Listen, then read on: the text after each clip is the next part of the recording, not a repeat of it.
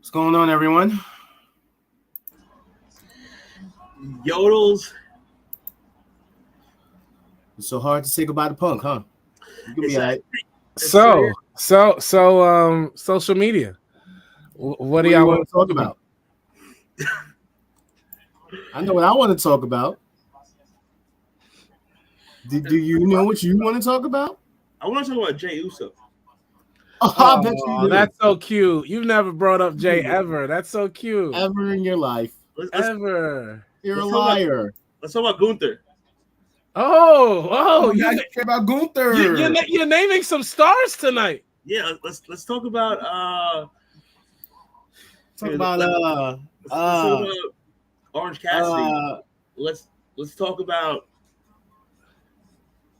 So Enforcer, what do you want to talk about?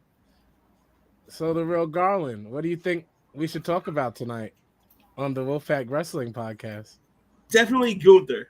He broke a huge record. Oh man. Oh wow. It's amazing Phil Brooks. Who's Fine. that? Who's that? Who's that man? Never heard of him in my life. Who's Phil Brooks? That's crazy. He must be in like the archive section of the roster. I don't know who that is. Damn. We can talk about MJF versus Samoa Joe. You know. Oh, that's gonna be great. That's gonna be a great match. Just great about match. As great as that trip home, to tell his wife that he got fired again on his day off. I feel like yo Dan, what do you want to talk about? What is it that you want to talk about? I know exactly what we need to talk about. This is crazy. Oh man. Let's talk about the judgment. I don't know what anybody wants to talk about. I got to make sure that I tag everybody. My phone is over here acting up right now, but don't worry, I'll get everybody in here. I don't know what y'all want to talk about tonight. Let's talk about what? Let's talk about Shinsuke Nakamura. Chicago made. Chicago's cool. Chicago's cool. I'm loving Shinsuke's promos lately. Definitely talk about Shinsuke. Nah, nigga, we going to talk about your mans. We're gonna talk about your mans. All right, I'm trying to stop trying to sugarcoat it. Whatever. We're gonna talk about your mans. Okay, we're gonna talk about your mans. All right, we're gonna talk about your mans. The new Money in the Bank is purple. I think that's Shut the fuck up. We're gonna talk about your mans. The only Uncle Phil I acknowledge is Philip Banks. The only Phil I acknowledge is Philip Banks. Let's talk about this picture. 15 minutes. This picture should replace the Jordan crying meme. Oh, I will definitely make sure it will. This picture should definitely replace the Jordan crying meme. Mr. AJ Lee. That's one of my favorites. I think I might call him Mr. Lee tonight. Mr. Lee. Wow. That's Mr. Amazing. Lee. Mr. Lee. Well, no, we can't because Brody Lee. Rest in peace. Rest in peace. Yeah. You know what? Just for tonight, yeah, Mr. AJ Lee is fine. Mr. AJ Lee is fine. You know what I'm saying? Okay, we'll put the AJ on it. Mr. AJ Lee. Oh, let's talk about Tony Storm. You need to stop trying to avoid what we're going to talk about. He could go work for WoW for Women of Wrestling with his wife. Okay, so for some reason now my account is on hold. Jesus Christ. Okay, so listen, guys, just do me a favor and just share the podcast. Wait, it lost. So wait, now apparently we're offline on the book. Yeah, that's what it just said. But we're still on here. Yeah, it said you unlocked the account. So let me just check. You guys on Facebook? Can you guys see us? Josh, stay in Facebook jail. Facebook, can y'all see us? I'm not in Facebook jail, but apparently I'm not allowed to share the podcast anymore to groups for some strange reason. Because some reason I think some freaking admins apparently have it out against us. So I don't know what's going on. We need someone on Facebook to let us know y'all can hear us so we can start this show. Definitely, because this is ridiculous. I just got signed out too. Okay, Will said he can hear us. What's good, Will? What you want to talk about, bro?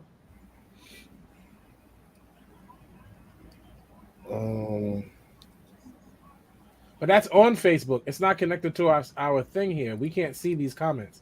I'm seeing them on Facebook. You're seeing them on Facebook. Okay, give me a second. Pardon us, y'all. We just have a few little technical difficulties. Of course, that would of course, difficulty would happen on tonight when the subject is what the subject is. Of course, and I don't know why this will do this right now, but this is ridiculous. All things difficult happen centered around this person. Why am I not surprised though? Okay, so there was some reason Philip broke our podcast, and we're trying to fix it.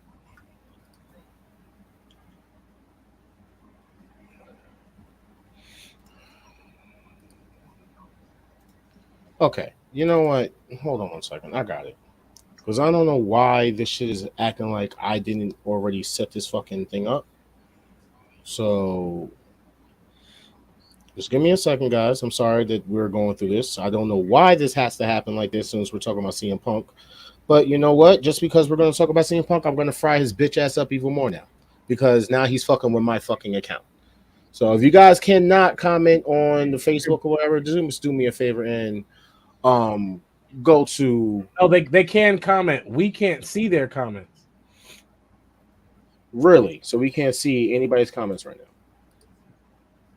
now? Garland's just pulled up from YouTube. We can't see anyone's comments from Facebook. I'm looking on my Facebook to see the comments. You know what else happened? The Sex Gods look good this week in tag team action. Right? Sammy and Jericho look great this week, no? Darkhand, shut the fuck up, please. We're trying to figure this out. For those of you who can, and we want y'all to be with us tonight, y'all can shoot over to YouTube. We like to have an interactive show. It's what's helped us become the fastest growing wrestling podcast in podcasterdom, because we are able to communicate with y'all and we have this connection that we like so much on this show. So if you can, jump over to YouTube while we figure out Facebook. The Real Garland's over there. The real Garland's over there. What's good, bro? I already secured my account, guys. Like, come on. This is... I just want to tell honestly, everybody... honestly, at this point, like, I'm about to stop sharing stuff to freaking Facebook because I don't understand, like, why group admins have such an issue with me all of a sudden. Like, I just set up a password. So what the fucking blummercloud are you talking about? This is weird. About to share the link to the YouTube in the comments for y'all. I don't know if it's going to work. It should, though. I hope so, because I don't know why. I know it did not work. I'm going to share it on Facebook. I got y'all.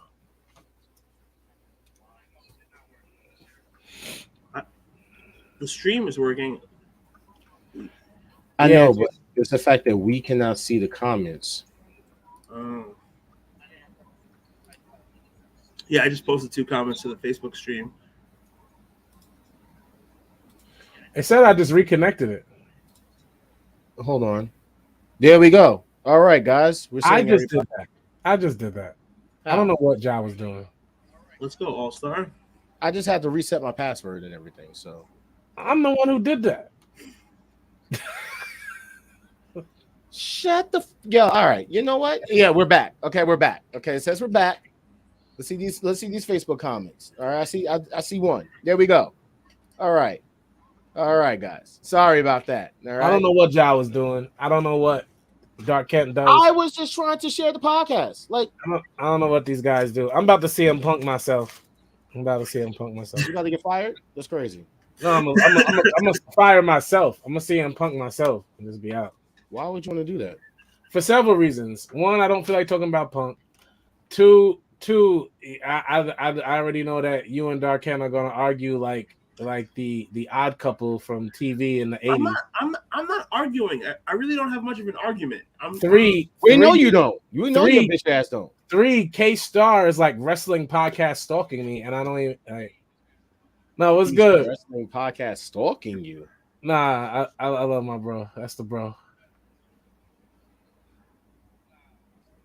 Really? Okay, gotcha. All right, so I'm just gonna share this to WCC, then we can get it started because I'm not gonna do this. Like, all I'm trying to do is just basically like share my podcast. Like, why is it that I'm not allowed to share my podcast? Yeah, I told y'all to be quiet and start the show. That's what y'all do. Y'all just don't talk to me like that. Don't talk to me like that. Go talk to CM Punk like that. Yeah? I don't know. I don't know where CM Punk is. If it's not the unemployment line, I don't know where he is. Can you guys see it in WCC? I don't see it in WCC. Oh wait, yeah, I do. There we go. All right, we're gonna start the show, guys. Yeah. I fixed it. You ain't fixed nothing. I definitely fixed it. He's at that bakery in Chicago, to be exact, Enforcer. Bro, he's probably fielding offers from fucking Impact right now.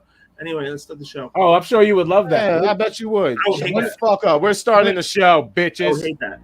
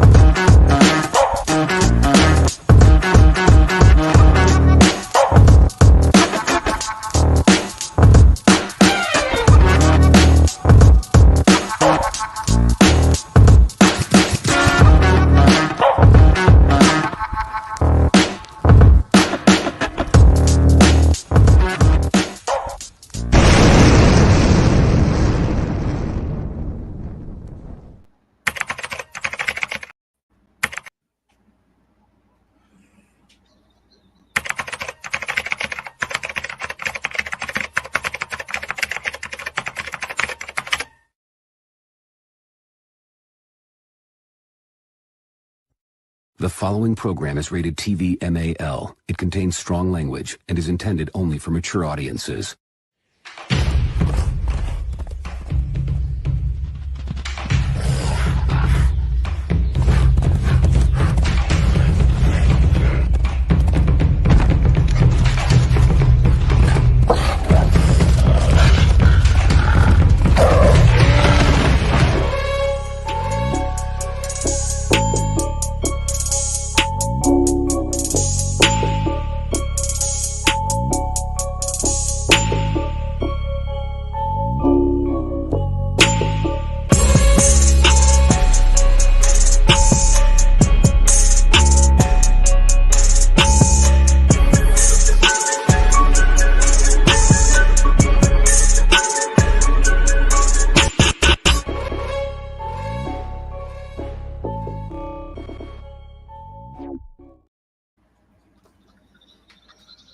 Oh my God. Well, how's everybody doing? I know we had you waiting long enough, but guess what, guys? We're here. And just in time for me to bring back my toxic thought brains. For everyone who was with us last week, please make note that I'm the reason CM Punk got fired. I presented a case. The baby laughed. I presented a case that was undeniable, and I know Tony saw what I did. I gave him all the irrefutable evidence. That's right. I'm using legal terms. You gotta love it. I gave him all the irrefutable. Irrefutable is a very good word. Nobody actually that was necessary for everyone to know that CM Punk was more toxic than John's braids that he just said. He's way more toxic than those. Phil Brooks is a full-on red flag. He's like a big penalty. He just took all your timeouts. Just. First things first, I was going to say, shout out to my girl. I'm giving her a happy birthday shout out early. Her birthday's on Sunday. Happy birthday. Oh, it's Sunday. It's Sunday. It's Sunday, you know what I'm saying? But we're going to do it now since we're live. You know what I'm saying? Shout out to my baby. Love you. You know what I'm saying? All right. Anyway. Wow, he blew a kiss and said love you on the podcast. That's crazy. I did. I know. All right. When have I ever done that? I have to be nice in the beginning because this fucking barbecue I'm about to fucking set this little nigga underneath me on. Oh man. Are you ready, kid? Are you ready? I gotta do a different background for you because you look crazy with someone unemployed as your background. That's wild. That's crazy. You got a man that couldn't finish his story. and now you got the man that's fired. Who's gonna be in your background? You should just fade to black. Just make the background black. Cody's the story is still continuing. Stop. What story is Cody finishing? The one where he's trying to be a fake EVP to another company now. He still has Cody. Oh, I heard. Nothing we say is going to stop them from pushing Cody. But the one thing that could happen is someone could get fired. And in our case, God smiled on us, and CM Punk got fired. You prayed on this, didn't you? And listen, I gave irrefutable evidence. Y'all saw what happened last week, and if you didn't, go back into our archives, watch the episode from last week. I gave at least 10 valid points. I know Tony Khan was watching the show. For those of you that don't think we're watched by major industry wrestling professionals, Tony Khan watches this show. Let's talk about it. Hot take a pancake. Roman title reign was longer than CM Punk's AEW career. That is a hot take. That takes is so hot. True. Yeah. You already know that. That is the hottest take ever. But it's true, yes. Yeah, because it's a hot take. Just say it's a hot take. A hot take. You know it's a hot take. Just say it's a hot take. You know it's a hot take. Dark Kent. Don't be a sourpuss. If something that we already know is true, like yes, we already know it's true. Okay, it's not a hot take. It's just a fact. It's what? It's non-debatable. It's true. Non-debatable. It happens. Listen, we're here every Thursday at 7:30, 7:45, 50-ish. You can follow us at the Wolfpack Wrestling Podcast on everything. I will be changing this graphic soon. It is Who is Quez on Twitch. That's WHOISQU3Z. And the Wolfpack Wrestling Podcast and everything else. We thank you for tuning in every Thursday. You are a part of our family, and we have so much love for y'all. And if you have any comments, please feel free to comment in the section about what CM Punk meant to you. Yes. He's going to hold that out. Let us know what CM Punk meant to you. I can tell you what he meant to me. He's a fucking loser. Now he's where he belongs. Jobless. Any Dark King guys in the building? CM Punk is the same as fucking Donald Trump. Just another toxic bitch. You can be a Dark King guy and not be a fan of CM Punk. You can just, be no. Today's a sad day, No, it's a great day. Hallelujah. It's a great day in our podcast history because this is episode 75. We have a lot of people in the comments. We got people talking about the show. So it's a great day for the Wolfpack Wrestling Podcast. For me as a wrestling fan, not the greatest day, but we'll get through it. Hey, bro, your shirt is vintage. It's probably worth $1. It's the last time I can probably wear it on the show. Exactly. Because you got a fucking guy that doesn't even have a job shirt. You should hang that show in the rafters because he's only going to work for Impact after this. You know what I'm saying? As my guy says, L, you're going to suffer the L. It's a great day. That's a funny joke. Yes, you can say it's a great day. Oh, my God. Just looking at I did hear that CM Punk is having meet and greets at the park down the road from his house in Chicago. You should definitely take that shirt there and let him sign it. I definitely heard that. JP, let's go. JP Palmer, my best bitch in the world. Let's see. Punk was set up. Elite wanted him going. Use Jack Perry to do their bitch work to make it. No. So you mean to tell me that apparently? Thank you, JP. Because no. You know why? Because I've seen this little narrative go around. So let me get this straight. So the Young Bucks, right? Who basically apparently are manipulators now, right? They manipulated another man, right? A whole nother human being to basically say a comment, right? On national TV. And because of that comment, he knew for a fact that this man, Phil Brooks, was wanting to get physical afterwards because he can't control his fucking emotions. That's what you're trying to tell me. I love starting shows with the main topic because we can get it out the way. The show seems to move faster. Plus, I just don't want to talk to Dark Cat about this dumb idiot all show. So we can start here. CM Punk fire!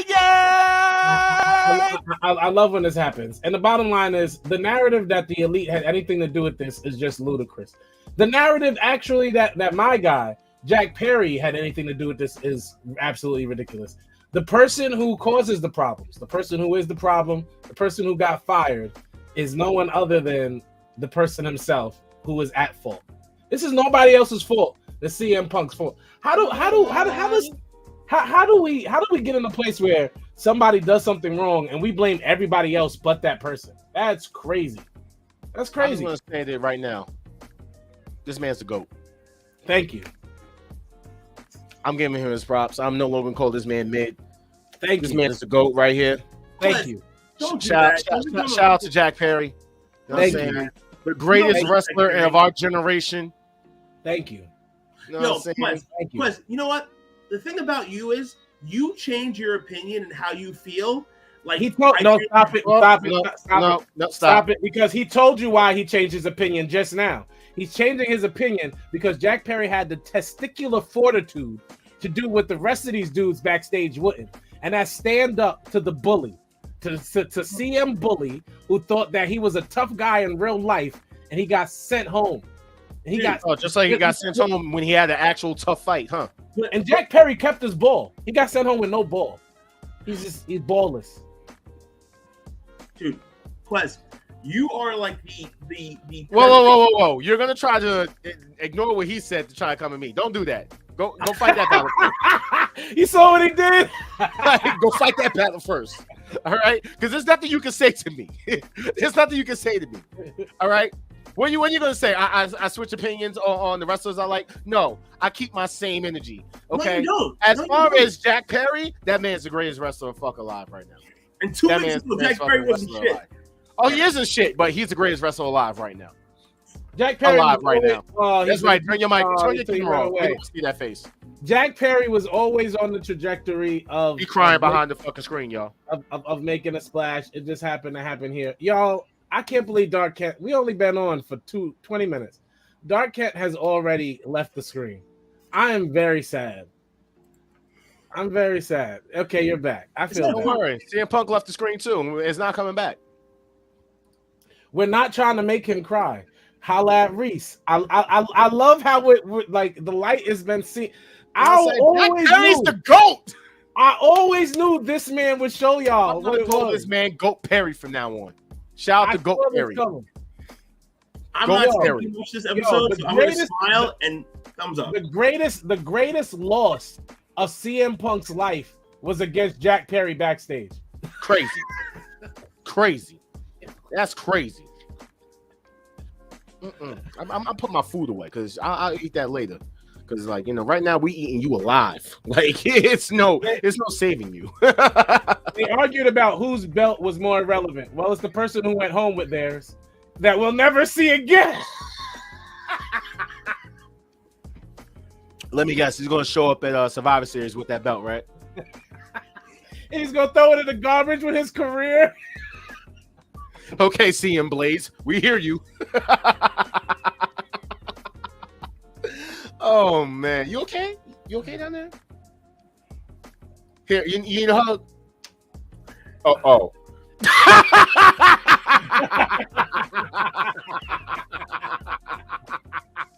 I need you to be. I need you to go back to your roots now and say Wakanda forever when you do this, and not it's clobbering. Not it's clobbering time. It is firing time. Oh man, these comments! Look at these comments. You need a hug. Oh man, this is crazy. Like, let's just. Do you know what's crazy? Since we're talking about him being fired, like the point that AEW feels better to me. The past 2 episodes on TV has felt so much. Collision being Daniel Bryan's show sounds so much better than it being CM Punk show. Maybe I'm bugging, but Daniel Bryanson, like Bryan Danielson, I call him Daniel Bryanson for those who don't know. Him having his own show on Saturday nights, I'm going to watch wrestling on Saturday. Shout out to the 15. Shout out to the 15 people that are watching us on Twitch right now. Because they understand what's going on. Bryan Danielson having his own show. It's called Collision. For those who don't know, there's a show called Collision that AEW has on Saturday nights. It is Bryan Danielson's show. It's not CM Punk no more. Y'all have to watch it. You want to know why? Phil Brooks took a Collision nosedive down by trying to fuck with Jack Perry. And then TK was scared for his life too, by the way. But you know, well, let's just get into this shit. Hold on, see, you legit watch on Saturdays. That's what I'm trying to. Look who's the draw now, Kent. Look who's the draw now. Look who's the draw now. That's crazy. Oh man, CM Punk's career is going to forever be always shadowed by Daniel Bryan, basically always outshining him. Always, he outshined him in Ring of Honor. He outshined him in Ring of Honor. He outshined him in WWE, and now he's outshining him in AEW. That man, if Daniel Bryan does movies or television, it's over. It's a wrap. Put him on heels. He's been smacking Phillip around everywhere his whole life. He will definitely be a better character on heels than Phil Brooks. Facts. Hey, Dark King, cross the river. Wakanda forever, bro. This is what we've been trying to tell you. This is where these are the roots. It's fire in time. Wakanda forever, bro. Forever. That man is somewhere not dyeing his beard anymore, looking like somebody's grandfather. Yo, I guess that needle wasn't sharp enough to move. Damn. Oh, you put a hat on now to cover that bald spot? Ain't gonna help. Here he is complaining about real glass, and he ain't got a real job.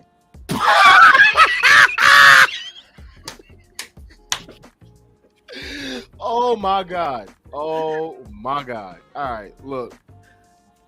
Chill for a second. Jesus Christ. All right, let's just get into the show.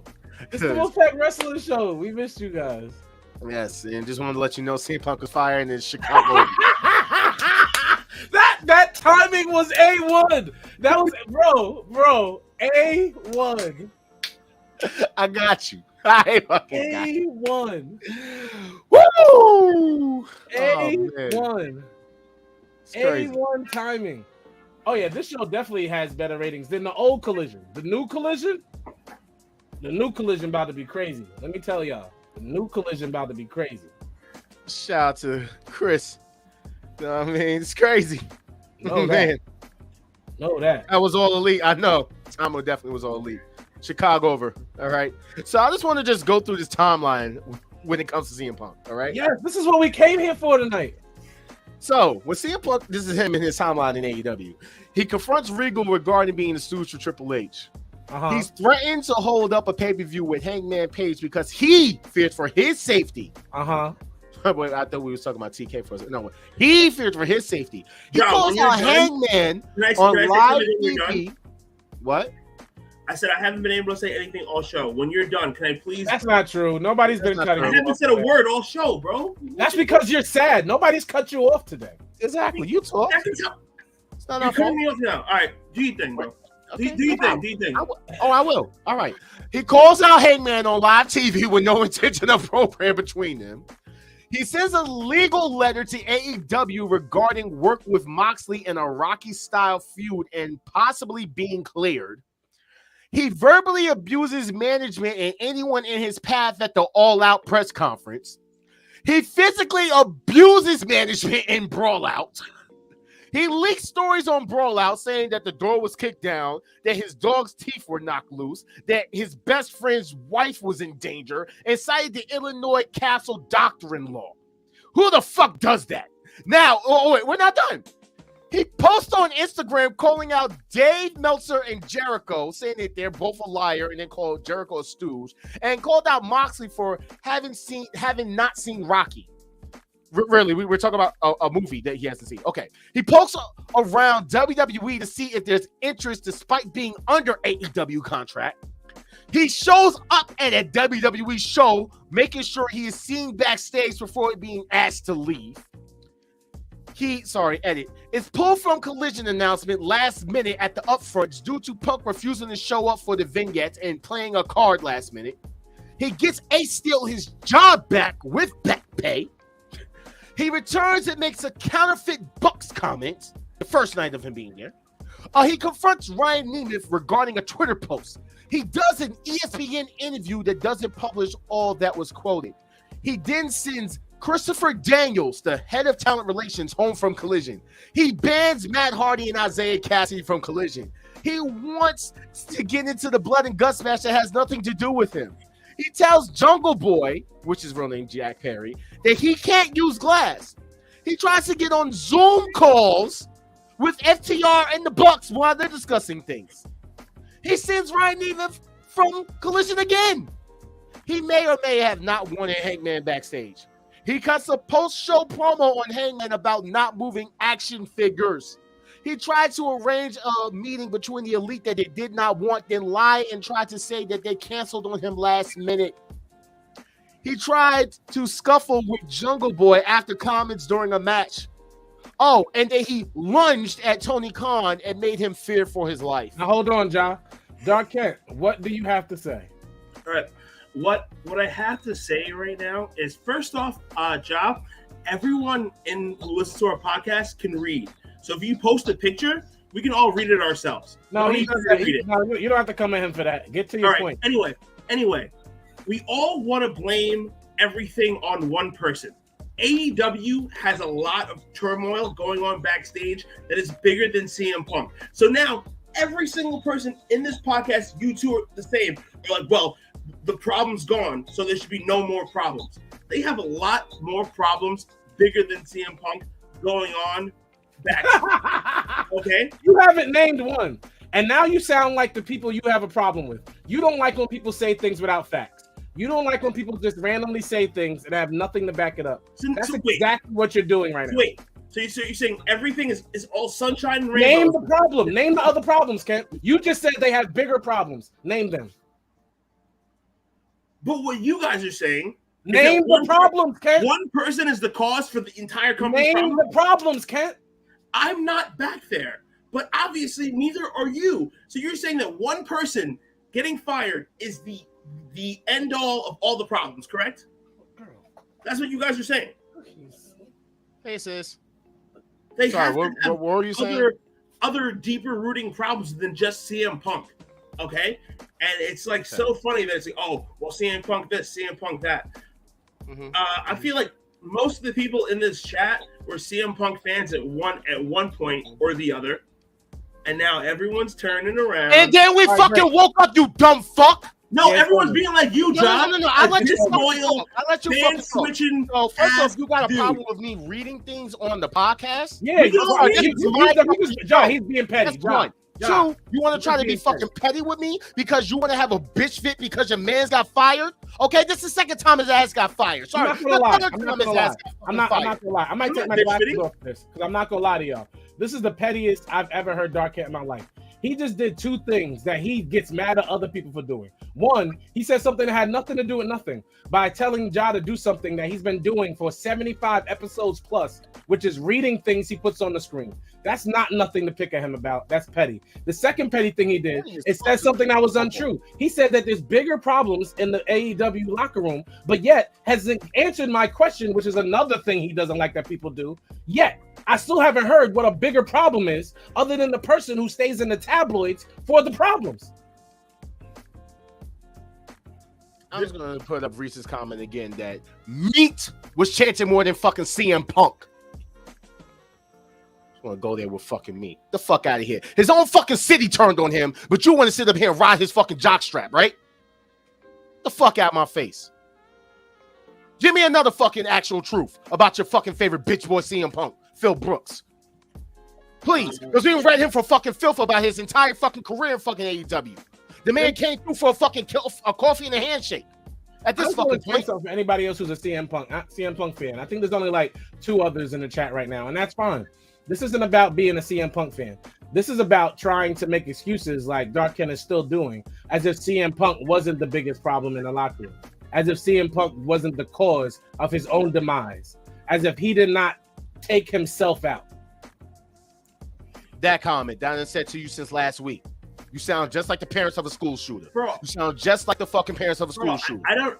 Fuck out my face. Whoever Chris Mormon is doesn't like me, obviously, because every single one of his comments has been Nobody likes you right now because you literally just tried to come at me trying to defend your mans. All I did was just read what the fuck he done did. You want to still fucking make excuses for him like a fucking bitch that gets abused by a fucking man? Go ahead. Go ahead with your Stockholm syndrome ass bullshit that you're doing. We're honestly only here because of the excuses. Like, there's really nothing to talk about if it just wasn't the excuses. The man took himself out. There's no other problem, bigger problem in the AEW locker room. There's regular wrestling issups. CM Punk brings added issues. I'm gonna basically put up. So now AEW is gonna be smooth. Hold up. I'm gonna put up a quote from probably one of America's greatest shows ever, and this perfectly summarizes what needs to be said to fucking CM Punk. We had a good thing, you stupid son of a bitch. You had Khan, you had Collision, you had everything you wanted, and it all ran like clockwork. You could have shut your mouth, wrestled, and made as much money as you ever needed. It was perfect, but no, you just had to blow it up. Beth, John, don't read everything on the screen. Oh, sorry, right. I'll let you guys read. It says, dark bitch over here wants to fucking sit there and talk shit about me. No, but seriously, yes. In closing, Punk had a good thing. He knew it was his last chance. Now we ain't done because we're not done. We ain't fucking done. It's his fault. It's Punk's fault. Yeah. What happened? He could have been the bigger man. He brought his mans back and he got fired already. He brought him mans back and got him fired already. What's the excuse for that shit? Fuck Tony Khan. Here's the thing, right? Tony Khan isn't lost for having the equal almost because he enabled CM Punk. So we're gonna address him as well because of the fact that he enabled CM Punk. He let him bring his friend back. He let him have his own show. He let him walk around with the old championship with an X on it and try and build an imaginary storyline. He let him do all of these things. So he did enable him. It's like a bad kid. And I understand why you CM Punk fans feel this way. So Tony Khan's like a bad parent that enables his child. And then when his child does something he really doesn't like, all of a sudden it's the child's problem. I get it. So for that reason, Tony Khan has just as much of the blame as CM Punk does. But it just so happens that Tony Khan is the boss. And CM Punk ain't nothing but a worker. And you know what workers can get? Fired. They can get fired. Stop enabling your friends. That's the message for you. I should enable this nigga. That's why he ain't my friend. I'm definitely not enabling Dark Kent. He's way too petty tonight. Just want to let you know. So basically, Bully Ray swears up and down that the show or AEW is gonna get worse since he left, and apparently Mark Henry is saying the opposite. Said it's basically always been a problem. So now apparently this person is gone. He's gone. Is whatever, right? There should be no more problems. I expect it not to be. I expect it to still a little bit of problems, but now on the regard of everybody basically throwing fucking bitch bits and fighting their fucking coworkers just because they can't control their fucking emotions. If you heard I know you like to sit there and make the fucking dumbass excuse like, oh, we all wanted to punch one of our coworkers. Oh, we all had that one coworker that we don't like. Yeah, but at the same time in the professional setting, we're not sitting up there going up to a fucking coworker that we don't like and punching them in the fucking jaw. We're not. Or trying to fucking put people in fucking headlocks. But if you heard, you're not doing that because you soft like that, and you know for a fact other people shouldn't be fucking doing it either. So for you to sit up there and constantly trying to talk about, oh yes, people should do this, you are enabling CM Punk's dumbass fucking behavior. Control your fucking emotions, just like you need to control your fucking emotions when you talk on the show. Fuck out of here. My emotions are under control right now, John. I bet they are. Currently. You were a bit passive aggressive about 10 minutes ago, but that's more passive. Look, I'm not being passive aggressive. No, you're being passive bit. That's what you is right now. No, you're definitely passive aggressive. If you heard what Mark Henry was saying when he said what he said, he was basically saying, "Oh, so if CM Punk's the problem, there should be no more problems."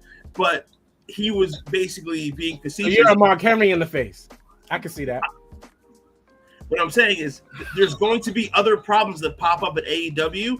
And listen, I don't know them. You're right. But I'm sure they're going to pop up. And this is going to be a continuing thing with AEW. And once Punk's gone, who's everyone going to blame? Mark Henry is about to lose his only job of saying, and the main event is Mark Henry just probably about to lose his job. He doesn't do anything but say one word, one sentence every week. So technically, he's not necessary on a show that nobody watches. So technically, he's not necessary. So Mark Henry can go to home with CM Punk. He said this on Busted Open Radio. That's all I know he did. So while you're over here making let's talk about this. Better than Mark Henry. Oh wow, that's wow. Wow. So just so you know, this ain't the open quarter of this Saturday when Tony Khan came out and announced that he has fired CM Punk. Apparently, they lost a lot of viewers, and people were swearing up and down that this is because Punk was fired and people were boycotting. Let me just clear this up with you dumb fucks. Do you guys realize not only that college football started last weekend, but not to mention there was a whole pay-per-view on? I'm gonna go watch Payback before I sit up and watch Collision. Now, me personally, I have the option to watch it here and watch it here because I can split screen it, and I'm a pirate, and I'm not going to say how I watch it, but I'm a split screen and pirate my way into watching both fucking events at the same damn time. I don't have a problem with your ratings. I don't have a problem with the rating war because I'm not involved in it.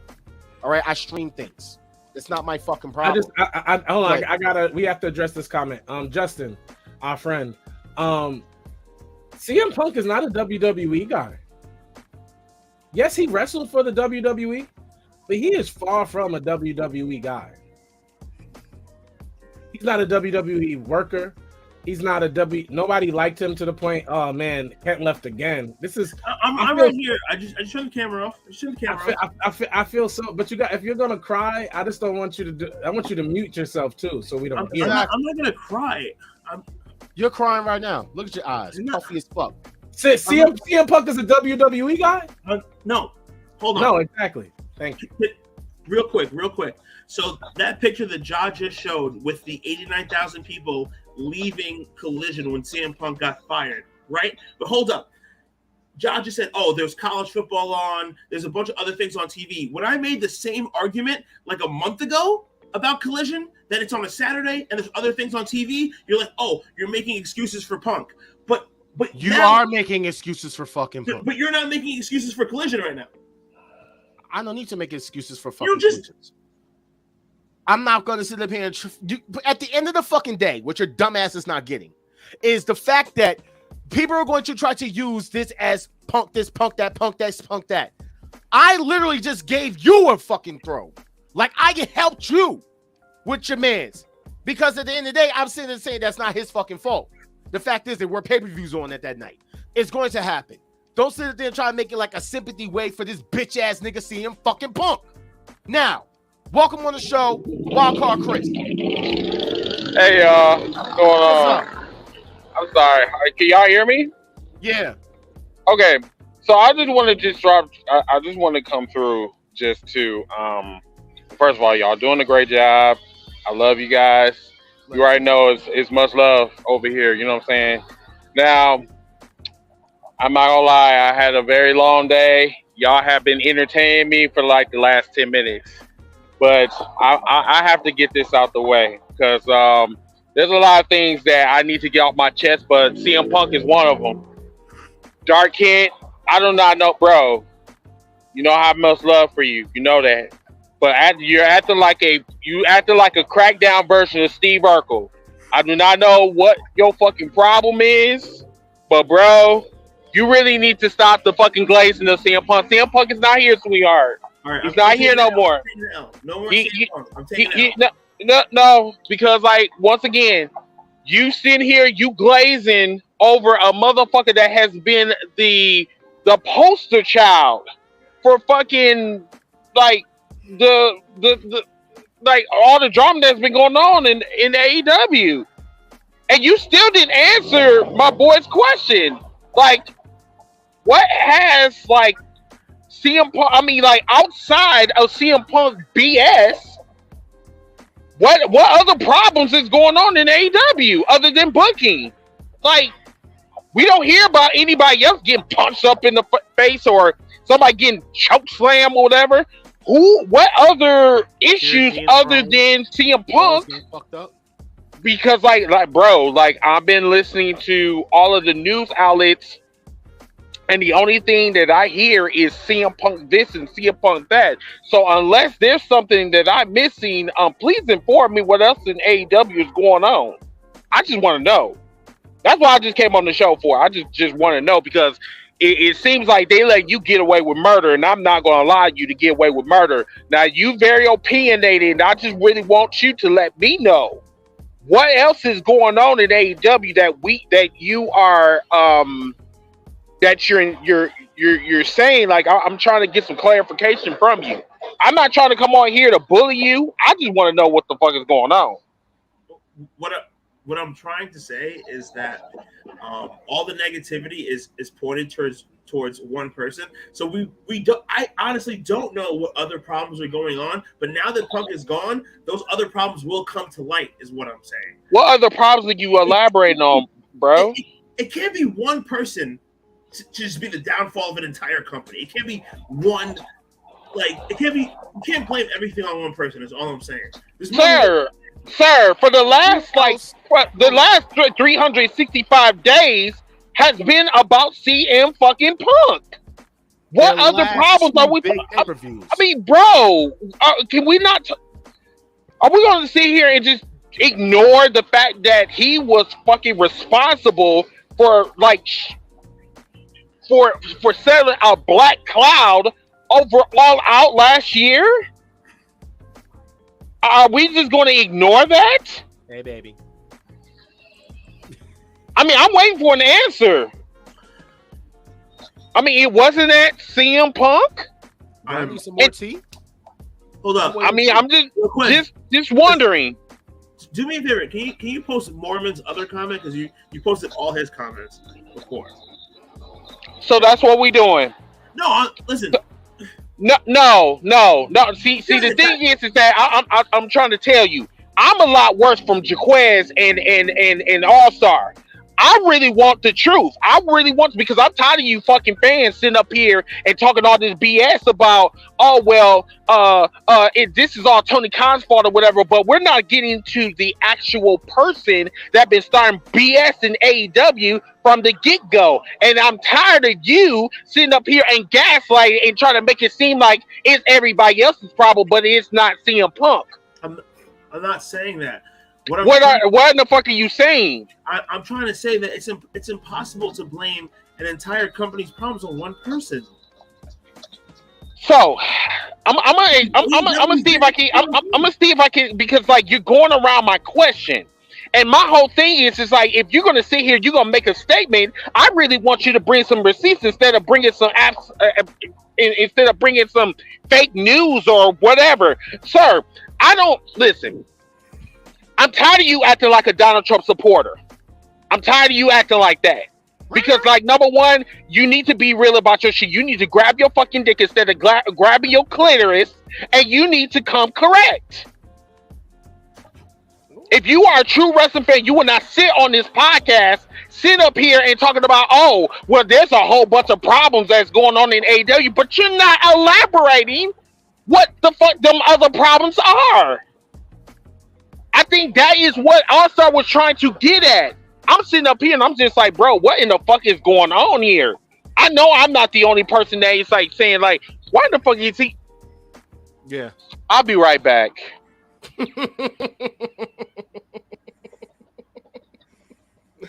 Well then. That's You have anything to say, All-Star? Because just saying. I don't know why Sonny Kiss got released. Can somebody tell me why Sonny Kiss got released? I know Sonny Kiss got fired. I don't know why. It's because of CM Punk not wanting Sonny Kiss backstage. That's not true, is it? I don't know. It could be anything. I know what I'm saying, like it's CM Punk. It could be. I have nothing to say at the moment because I don't. We try to keep it as much fun and games as it is. I'm not here. We dragged Darkette forever ago about Cody Rhodes. I have no reason to bully him tonight because one of his favorite wrestlers got himself fired. Like, I'm just gonna let Reese come on, say what he got to say, and then I'll gladly leave it alone. But just saying, because we still got to talk about the fact that this man done said that his safety was in danger. But, you know, people swore up and down that the whole rumors about monitors falling and a whole bunch of other shit wasn't true. But it had to be close to true for him to fire him. It had to be close. You know what I'm saying? I just like it how, like, for some strange reason, though, it's more like acceptable to say that, oh, Tony Khan's not allowed to be, you know, a fear of his life. But CM Punk was apparently afraid for his safety in his life, you know, with Hangman in a match, you know. Don't know how that worked out.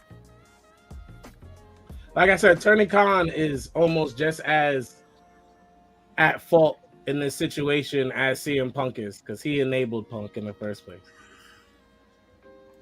All right. He enabled him. All right. Shout out to Rockin' Reese.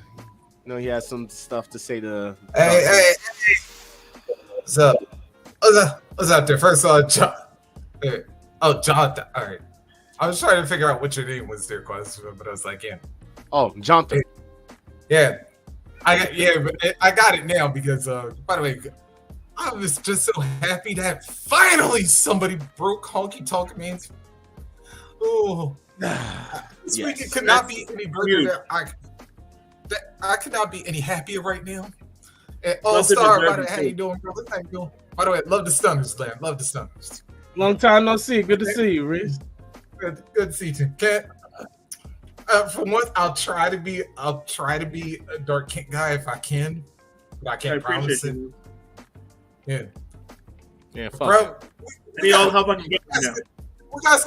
got to get this off for a time because, right now, your boy Phil needs work. There we go. But, guys, I did say I had a bar I wanted to drop. So, America, I need y'all to do me a favor and look in my eyes. What do you see? What do you see? No, Phil ain't got no J-O-B.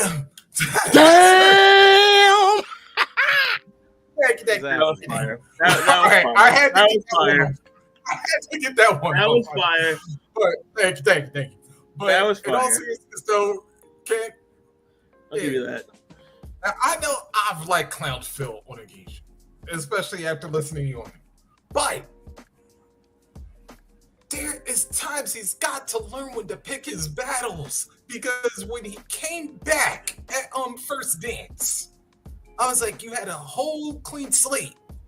Yeah, you had no problems with anybody. Yeah, you had the fans chanting you. But thank you, Chris. Yeah, thank you, Christopher. Thank you. But yeah, I was like, then all of a sudden,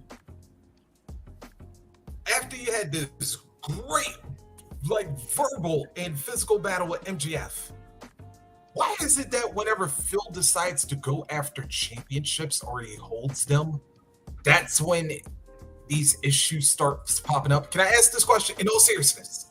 I agree. Listen, Reese, I'm with you. Punk did this to himself, man. He could have easily been the bigger man, taken a step back, not got into these fights that he got into. So in that case, what you're saying is right. I am disappointed in Punk for not just like just chilling out and being like, yo, why am I fighting with Jungle Boy? Why am I fighting with this person and that person? Let me just do my thing and continue to draw numbers and be myself. And he has to fight. He has to do what he does. And now he's fired. And it's all his fault. No, it's partially Tony Khan's fault. I keep trying to tell you that. Because he still enabled the man. 1 second. Yeah, but even with that, though. Yeah. Yeah, but I do got to see that still. Like, do you wish there was one incident that he could have taken back? The most like out of all the stuff that we just went through that whole damn list. The most recent one. It's unnecessary. Dude, whatever Jack Perry wants to do, let him do his own thing. Why do you even care? Like, you're not even. You want to know what's funny? Not to cut you off, but I'm going to cut you off. The funny thing is that Jack Perry was actually approved for the glass spot on Collision. The same spot that CM Punk wanted to bitch about. He got approved for it by management. Same thing that he got approved for by management to do the spot at All In. he was also approved to say that comment too. Yeah. So I'm gonna put that out there. So for the fact is, he's allowed to say that comment. He's allowed to basically say there's real glass. Why is it that Punk feels it's in him to basically go and attack a person? It's okay for him to attack Hangman and the Elite and Dave Meltzer and Jericho and Moxley and Seth fucking Rollins and everyone else that he fucking attacks, right? It's totally fine for him to say all the shit that he says. Ryback, fucking Triple, all the shit that he says. It's totally fine. But no one's allowed to say shit about their precious Phil Brooks, right? No one's allowed to. No one's allowed to respond to Phil Brooks. So he's just allowed to just do whatever the fuck he wants, right? Like I said. You want to know the funny thing about Chicago? Let me just pull up a fucking sign from All In. All right? You know what sign that was? You know what sign that was? Cured cancer. Tony Khan just cured cancer. Yeah. Yeah, you know, I gotta say this, and like we said, hey, then we're gonna have to get on with the show. Yeah, that's a fact. You know, it's that part is that between Collision and All Out. I rarely heard a CM Punk chant the entire weekend. I heard more meat chants than fucking anything. All right, it was just big meaty men slapping man meat. Yep. Shout out, Biggie. On top of meat that's like beating meat. You know what I'm saying? It was just a big meaty man meat match. But that's besides the point. You know what I'm saying? CM Punk wouldn't know anything about having a meat match. You didn't pause one time that whole sentence. That was crazy. I said pause. But then he said he did other times without pausing. He did pause initially. Okay. Don't worry about my pausing, okay? Because at the end of the day, what's up? Yeah, touchdown. So, Hill, you wanted to say something? Yeah. For CM Punk, me being a CM Punk fan, he's too trill for pro wrestling because he's very, very over emotional, almost everything. Now, do I agree with this action? No. You know, violence is not the answer. That's the most old school thing to say. But I get where you're coming from. I used to be like that, but thank God I got supporters. That's a big difference. Because when I get pissed off, my mind going somewhere else. But luckily I got supporters. CM Punk, he ain't got shit. He ain't got no supporters nowhere near. So he let the shit happen. And for Tony Khan, he said he feared for his life after CM Punk lunged at Tony Khan. I mean, you're supposed to be a boss. And the way he looked at Chicago when he announced that he fired CM Punk, he looked shook. I could tell by his voice. I could tell by his action.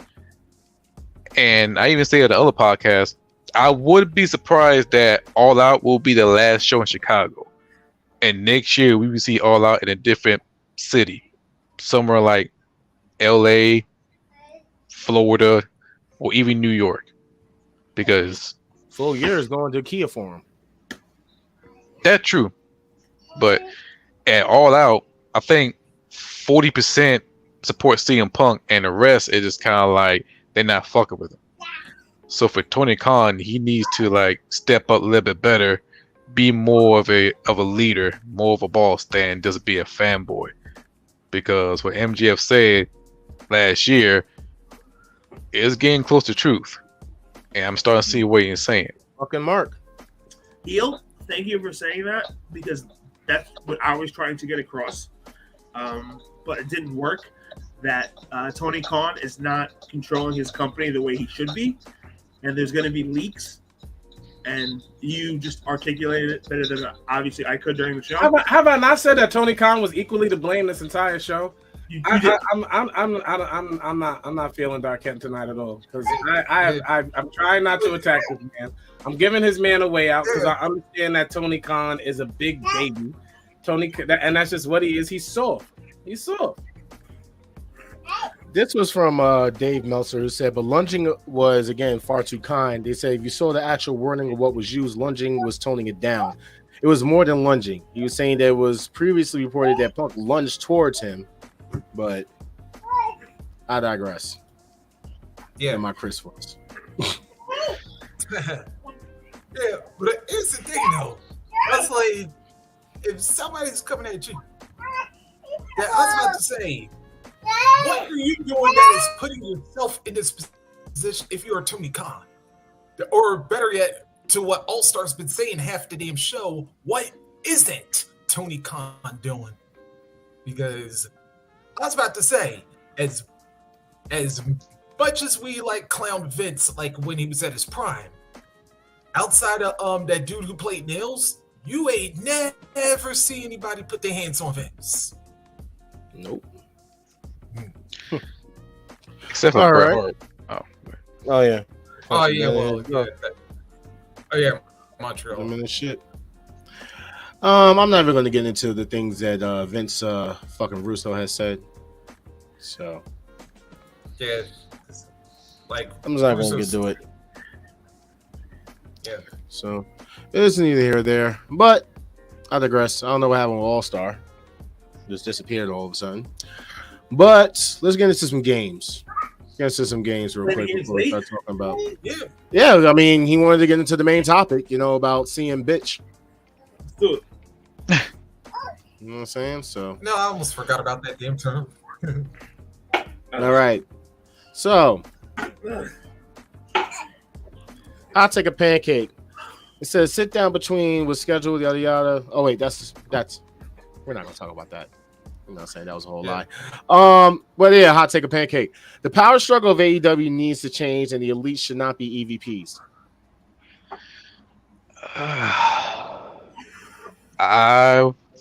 You know what? Just the way the elite been acting, they need some change. I say I agree, because how the fuck you be an EVP but you get shook by one Punk? That right there, I can't fuck with you. I can't. Like, you run the company, you pretty much own the company. You on a higher level, but you get so scared about one man from Chicago, you couldn't even go to your own second show until he got released. The Young Bucks will come on the show with that lukewarm reaction. Kenny Omega throw some subliminal shot drinking the Pepsi, talking about it tastes like battery acid or some shit like that. To me, it's like, I can't take you seriously. I'd rather see Bryan Danielson or Moxley take over the spot. Cause at least they get respect. Hell, even throw in some more with Joe, the guys who are real respected in the locker room. I can't respect the guy who afraid of their own house. So I agree. Yeah, I definitely agree when it comes to the Bucks. Yeah, the Bucks definitely should not be up there. Kenny, I'm like 70-30, like would agree with them too, because I will say this. He was the one member of the elite that actually did try to like sit down, because like Chris was saying on #Hills for Life, like y'all have been saying repeatedly, like Hill and Enforcer and I've been saying on Embrace the Thirst, is that you've got money in this scenario. And although it took him a while to like put his pride aside, Kenny was at least willing trying to work things out, whereas the Bucks, on the other hand, they ain't want nothing to do with it. And it's like, you know what? And I forget which one of y'all said this, that sometimes personal issues, when you work them right, make for great storylines. And this is one that could have worked, but the Bucks let their ego get the better of them. On that topic, I think I don't believe in everyday roster guys running the show. You know what I'm saying? Like, bring in some other people to be EVPs or something. I don't think people who wrestle every day should be running the show. That's all. Like, let the Bucks be wrestlers. Let Kenny be a wrestler. Have other guys run the show. There's other people that are qualified.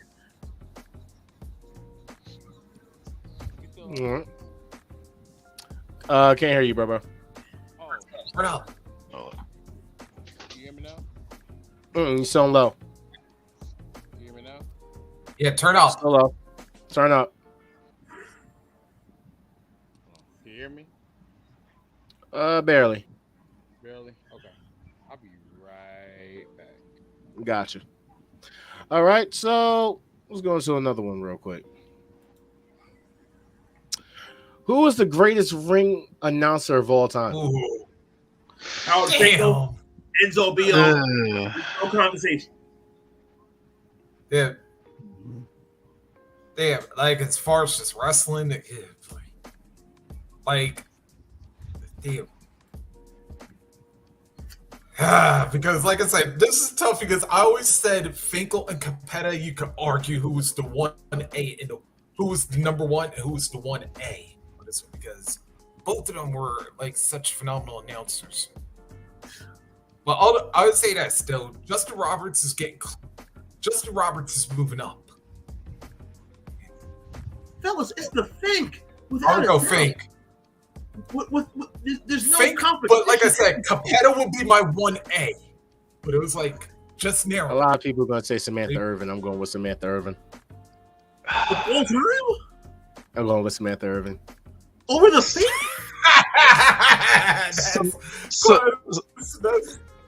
Samantha reminded me of that screaming lady from Pride FC. That's who she reminded me of. That's fine. But if I would say Michael Buffer, because he can make a big announcement, treat it like a main event where it's important. But Howard Finkel, he can make a big announcement in my pants. Well, see, I was waiting for someone to say Buffer. Buffer only. Oh, she can. Never mind. Buffer only did main events. Fink did the whole show, and he made every match sound important. Hold on, wait a minute. Hold on there. Shit, I'm about to call you all-star.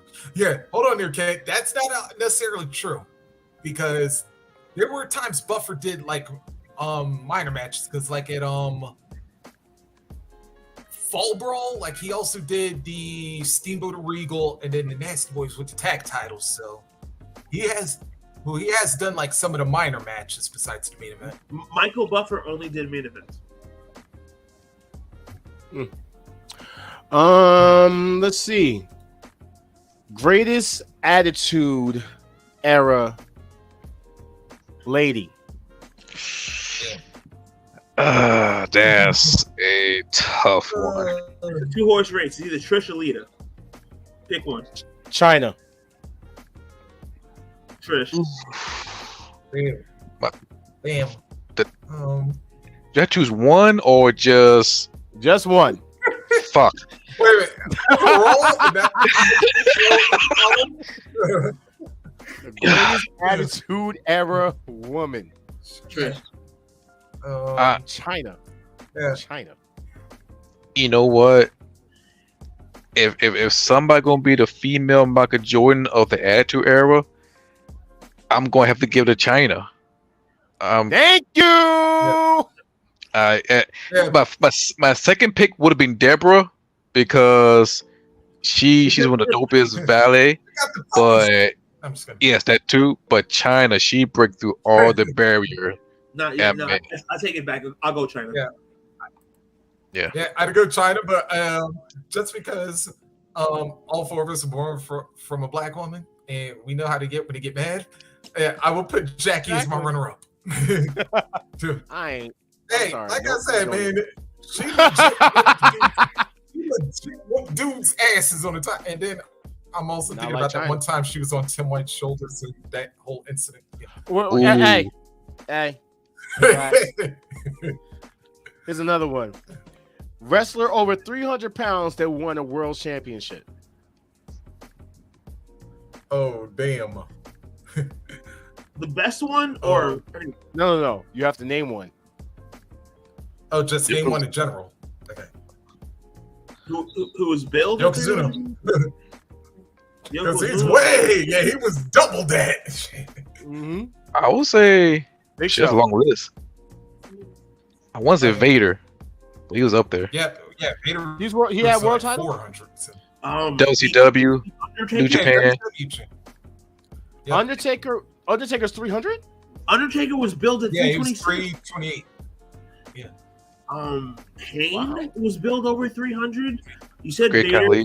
Ozuna. Hogan was barely. Hogan was billed over 300. Great Khali. I mean, Nah, please don't. Batista. Mark Henry. I was going to say Mark Henry. Oh, that's right. Batista. Mark Henry. Yep. Batista was never billed over 300. He was 286. Yes, it was. He was never billed over 300. Ever. No, he was. Yeah, his Evolution days, he was 318. I want to say Bam Bam Bigelow at ECW, but I'm pretty sure he's over 300. Bam Bam Close was to over 300. Yeah, Yeah. Bam Bam was definitely over. Say something, Chris. Yeah, you still sound really low. Wait, can you hear me? Not really. You gotta turn your mic up. Bradshaw was Let me. Can I change your settings? I don't know if you did or not. The hell? Wait. We said Psycho Sid, right? Because he was billed over 300. No, I didn't say Sid. No, said. No, nobody's. Yeah, said. No. You Sid was sound billed like a over. little- Try it again. Kevin Nash, Yeah. Diesel was billed over 300. Hold on, Yeah. Darkin. Don't say nothing. Say something now, Chris. Hold on. Testing. All right, we can hear you. You just sound like a little like Bobby the Accord or something. Yeah, but- just minus that. But yeah, Yokozuna. Yeah, I guess that's Yeah, all. Nash was. Yeah. Nash too. I said Big Show. Yep. Scott Norton. Big Show. Scott. Oh yeah. It's, Wow. yeah, All right. Flash, yeah, because IWGP. Trying to think if I got them all. Oh wait, yes. Name the best faction. Ooh, listen, Disputed, Hurt Business, Evolution. Definitely not the Hurt Business. In the picture? Yep. Definitely not the. If Hurt you had to Business. rank these guys, Uh, who you got as number one? Bloodline number 1, Shield number 2, Undisputed 3. Bloodline. Wait. You said Bloodline number one. Who's number Undisputed- two? Undisputed number 2. No, Shield number 2. Shield number 2. On this picture, absolutely. Bloodline 1, Shield 2. We're gonna go Undisputed 3, Evolution 4, and Judgment Day 5. Oh, hold on. 1, 2, 3. There's 6. You can count. Put up Yeah. 4. I'll put the Hurt Business last on this list. Reason being is they didn't have enough time to breathe and grow as a faction. Hurt Business could have been the real deal, but they got cut short. So I'm going to go with 1, 2, Yeah. 3, 4, 5, 6. Yep. All righty then. Anybody else? All right. I don't know how I go from 1 through 5 yet, but I'm definitely putting Judgment Day at 6 just because I can't stand Dominic, aka the least Latino sounding Latino on the universe. But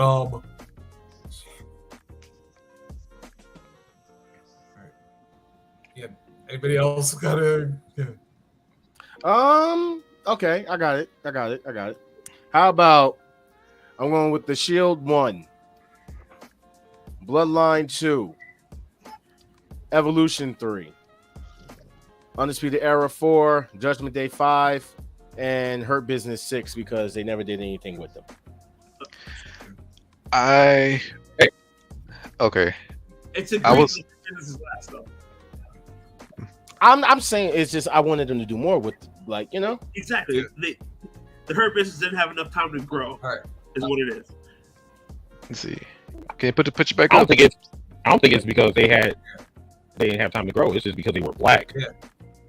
But Okay. Yeah. Number Go. one is a toss up between Evolution and Undisputed Era, but when we talk about Impact, I would say Undisputed Era is number 1. Evolution number 2. Hurt Business number 3 because they had potential. Judgment Day That's number 4 or number 5. I think number 5. No, 4. The Shield. I put them. No, I take it back. Bloodline number 5. I take it back. Bloodline number 6. The Shield number 4. Wow. Ah, shit. Fuck it. Like I said, this Shield, is me, man. But Undisputed number 1. Evolution number 2. Hurt Business number 3. Judgment Day number 4. The Shield number 5. Bloodline number 6. Because the Bloodline, they fucked up the whole entire roster with no room to breathe. But the only thing that saved their ass was the pandemic. The Shield, that was fresh, they made an impact. The Hurt Business got potential, but it's like one of those what if type of thing. But I see him coming back. Evolution, they were made for Batista and Randy Orton because they will help these two young talents to become the world champion, which they did. Even though Randy Orton got a little bit of trouble, behind the backstage, but Batista become the best world champion. And Undisputed Era, I mean, they put the NXT on their back since day one, and they carried that shit and they killed it. So, Undisputed Era is number 1. Okay. Let me see. Do I have anything else? Last hot take of Pancake. So I'm really proud of the work that we've put in, and the title is on its way. Is feeling really special. Do you think that the title being on Seth Rollins was the right decision, and has he basically elevated that secondary title? Absolutely. I mean, he elevated more than Roman elevated the Undisputed Championship. I mean, I'm just saying. I mean, I'm seeing more defense. I'm seeing more defenses by Seth versus Roman. Every time I turn around, this man is sitting on the golf course. Yeah, but and then I gotta say, like, Seth's definitely that, because you think about just the work Nakamura. You look at the resurgence Nakamura's been having alone just in the last couple of years, especially that damn intro he had for Payback. I was like, Shay, he's doing well. The matches he's had with Finn, the storyline he had with Finn.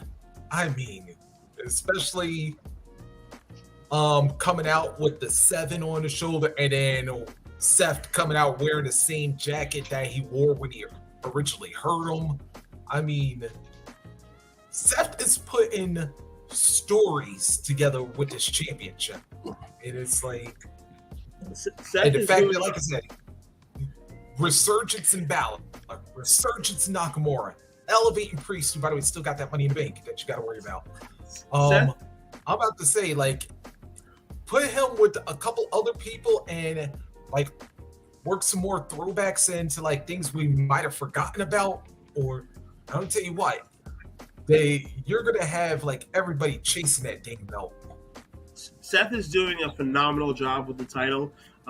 Like Reese was just saying, Nakamura has been reinvigorated since his feud with Seth. Finn is doing his thing. Damian Priest with the Money in the Bank. This title, when it came out, we all thought it was a consolation prize. Now this title is something that people are going after. It's a big deal. It looks like a secondary heavyweight championship rather than a belt that's lower than the IC. So Seth has done everything he can, or what he's doing to elevate the title. And I think Nakamura wins it next, and then they keep moving forward from there. I wouldn't call it secondary. I would say the World Heavyweight Championship is the exact same level as the Undisputed title, just a smidge below because it's fresh and brand new. Seth Rollins, he put in the same work rate when he was the Intercontinental Champion. He put in the same work rate when he's a U.S. champion, and he just made that title prestige. I will compare him as Bret the Hitman Hart during the New Generation era. He treat that title like the real title, and he picking up for it. And yeah, he's injured, but hell, he doing a hell of a good job. And right now, we're not seeing Roman Reigns title until Survivor Series. But Seth Rollins, he make that World Heavyweight Championship prestige and respectable, like back in the Ruthless Aggression era, when the World Heavyweight Championship was the main focus. And then the WWE Championship was the main focus on a different brand. But with the World Heavyweight Championship, he's really putting his heart and effort into that title, making it important. Because if it wasn't for the undisputed title, Seth Rollins would have been a WWE champion right now as we speak. All right, Yo, so Squaz, let me ask you a question going off that topic though. Do you think that having a world title as the main event in Payback now kind of helped the case? Because remember beforehand it was kind of like in a mid-card or like semi-main event spot. If it felt like it reminded me back in the Ruthless Aggression era for Payback. I feel like I'm watching the Raw pay-per-view, and you have the World Heavyweight Championship as a main event. That's where I get the vibe from. And it felt important. It felt like the real deal. It was great having the title, even though it might be the second title main event pay-per-view. Like, it felt important. all right, so real quick, Kurt Angle tried to say that it's crazy because fans pick sides, and this was just asking about like the emergence of what happened with the 81K show, whatever. He says it's crazy because fans pick sides. They picked who their favorite is. WWE is still in the lead. I think they'll always be in the lead. Don't get me wrong. AEW is doing great. They've done pretty well in ratings from time to time and been close to beating WWE in ratings at certain points. The WWE is just a monster. They are a company worth $9 billion. When you have that kind of money behind you, it's hard to compete with. Don't get me wrong. Tony Khan has money, but not. Let's pump your brakes. Number one, let's get on the whole fans is choosing sides, because isn't Kurt Angle doing the same thing with that take alone? I mean, doesn't like what was that, Jim Cornette? Doesn't he choose sides as well? Yeah. Bully Ray, of all people, don't he choose sides? He doesn't know. I mean, this man flops faster than the fucking Big Show going face or heel. I'm just saying, like, it's you can't sit up here and blame all this shit about the toxicity on fans, because people like Kurt Angle and Bully Ray do the same bullshit as well. And if we're gonna see here, the one argument that I hear from fans and, you know what I'm saying, like the cults, the WWE cults, they always talk about WWE got all this fucking money. That's the only thing I hear about. I don't hear anything about the matches. I don't hear about the promos. Now, the best storyline that they have had is the Bloodline. Do we talk about anything else other than the Bloodline or the Judgment Day? No. That's the only two like storylines that we hear. Meanwhile, AEW, listen, Samoa Joe and MJF is literally the hottest thing right now, just instantaneously. And again, your boy Swerve, which I will be talking about tonight, either on TikTok or on WCC. Keep a lookout, because I need to talk about that. Swerve is giving me so much life right now. It is ridiculous. Especially that promo he cut last night. Woo.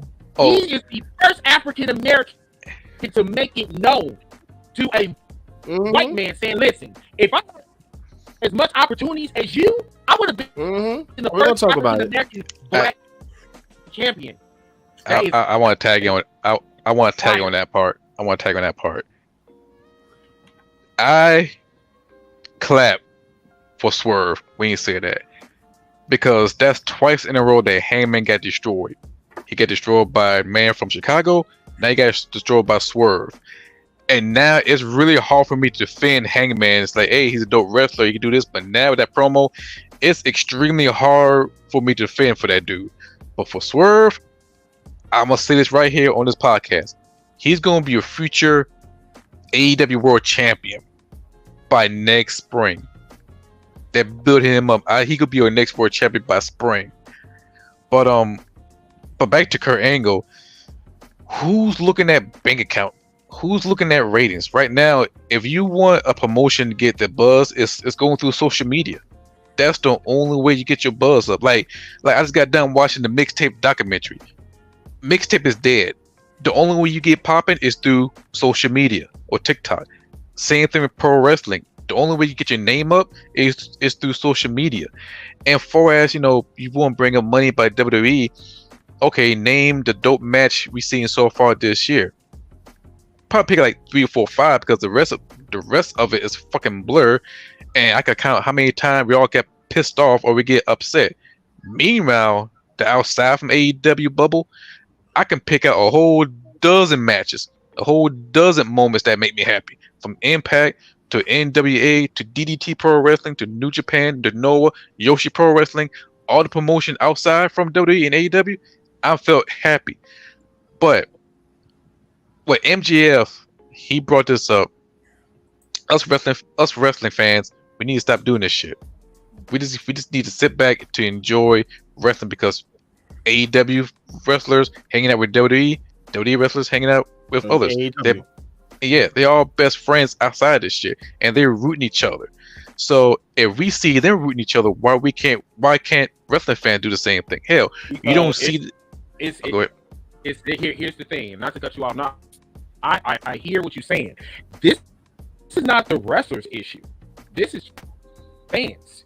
This has been going on since 2019. Ever since like AEW got on the scene, like WWE fans felt some type of way. Remind you, I was a strong WWE fan. Reese can tell you. Reese have known me for almost 12 years. I was a strong WWE fan. I defended that company. It did not matter. But the thing is, and I'm not going to call some people out, but Jaquez knows who I'm talking about. Every time I turn around, they're glazing about the WWE doing this and the WWE doing that, but then yet when they throw shots at AEW, I'm like, once again, like I was telling Dark King, I said, nigga, you need to hold your fucking dick and stop acting like a fucking pussy. Say what you got to say and just keep it moving. Because like a lot of these WWE fans and AEW fans need to keep this shit real. Instead of acting like fucking Donald Trump supporters and putting out fake news. Like for real. This don't have nothing to do with how much money you have. It has everything to do with the presentation of your show. Mm-hmm. And I'm sorry, but AEW got the shit on lock. Because they have a 4-hour show, and I'm sitting up here getting my life, thinking that this is WrestleMania. And that was two Sundays back to back. Yeah. I'm just saying. All right. So, like, what comes to like the whole AEW thing, like, dude, this shit should have went out back when the WCW and WWE was going at it, and the fact that it's still going now is like beyond pathetic. With so much wrestling going on in the world, and I think back to that clip that that all of us played a couple weeks ago for MJF, and Hills just like reenacted some of the points earlier that the wrestlers, they cool with each other, and like I said, they be supporting and watching each other's shows, whether it be WWE, whether it be AEW, whether it's Impact, whether it's MLW or New Japan or whatever. It's like, if you can manage to like look at it with open eyes, say, all right, I see the stuff that each of these companies are doing right. Now, all right, now looking at the stuff that they're doing wrong is like, okay, we're somewhere, because there's some potential in the stuff that they're doing wrong, but where's the 1 or 2 things that we need to straighten out to get it? And it's like, okay, now you got this part going. Now it's like, okay, you got low card, you got your mid card, you got your main event, you got your men's, you got your women's, you got your tag teams. Now everything's all clicking, and it's like, okay, somebody's got everything together now.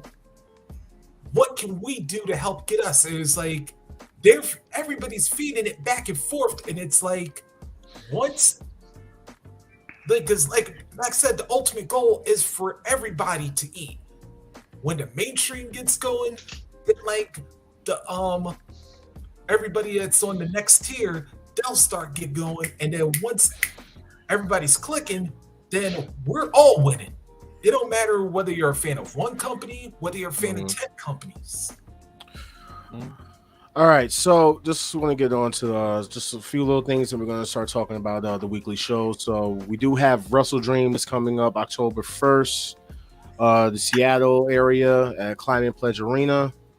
WWE has announced today that the WWE UFC merger deal with Endeavor to create TKO Group Holdings is expected to close next Tuesday, September 12th.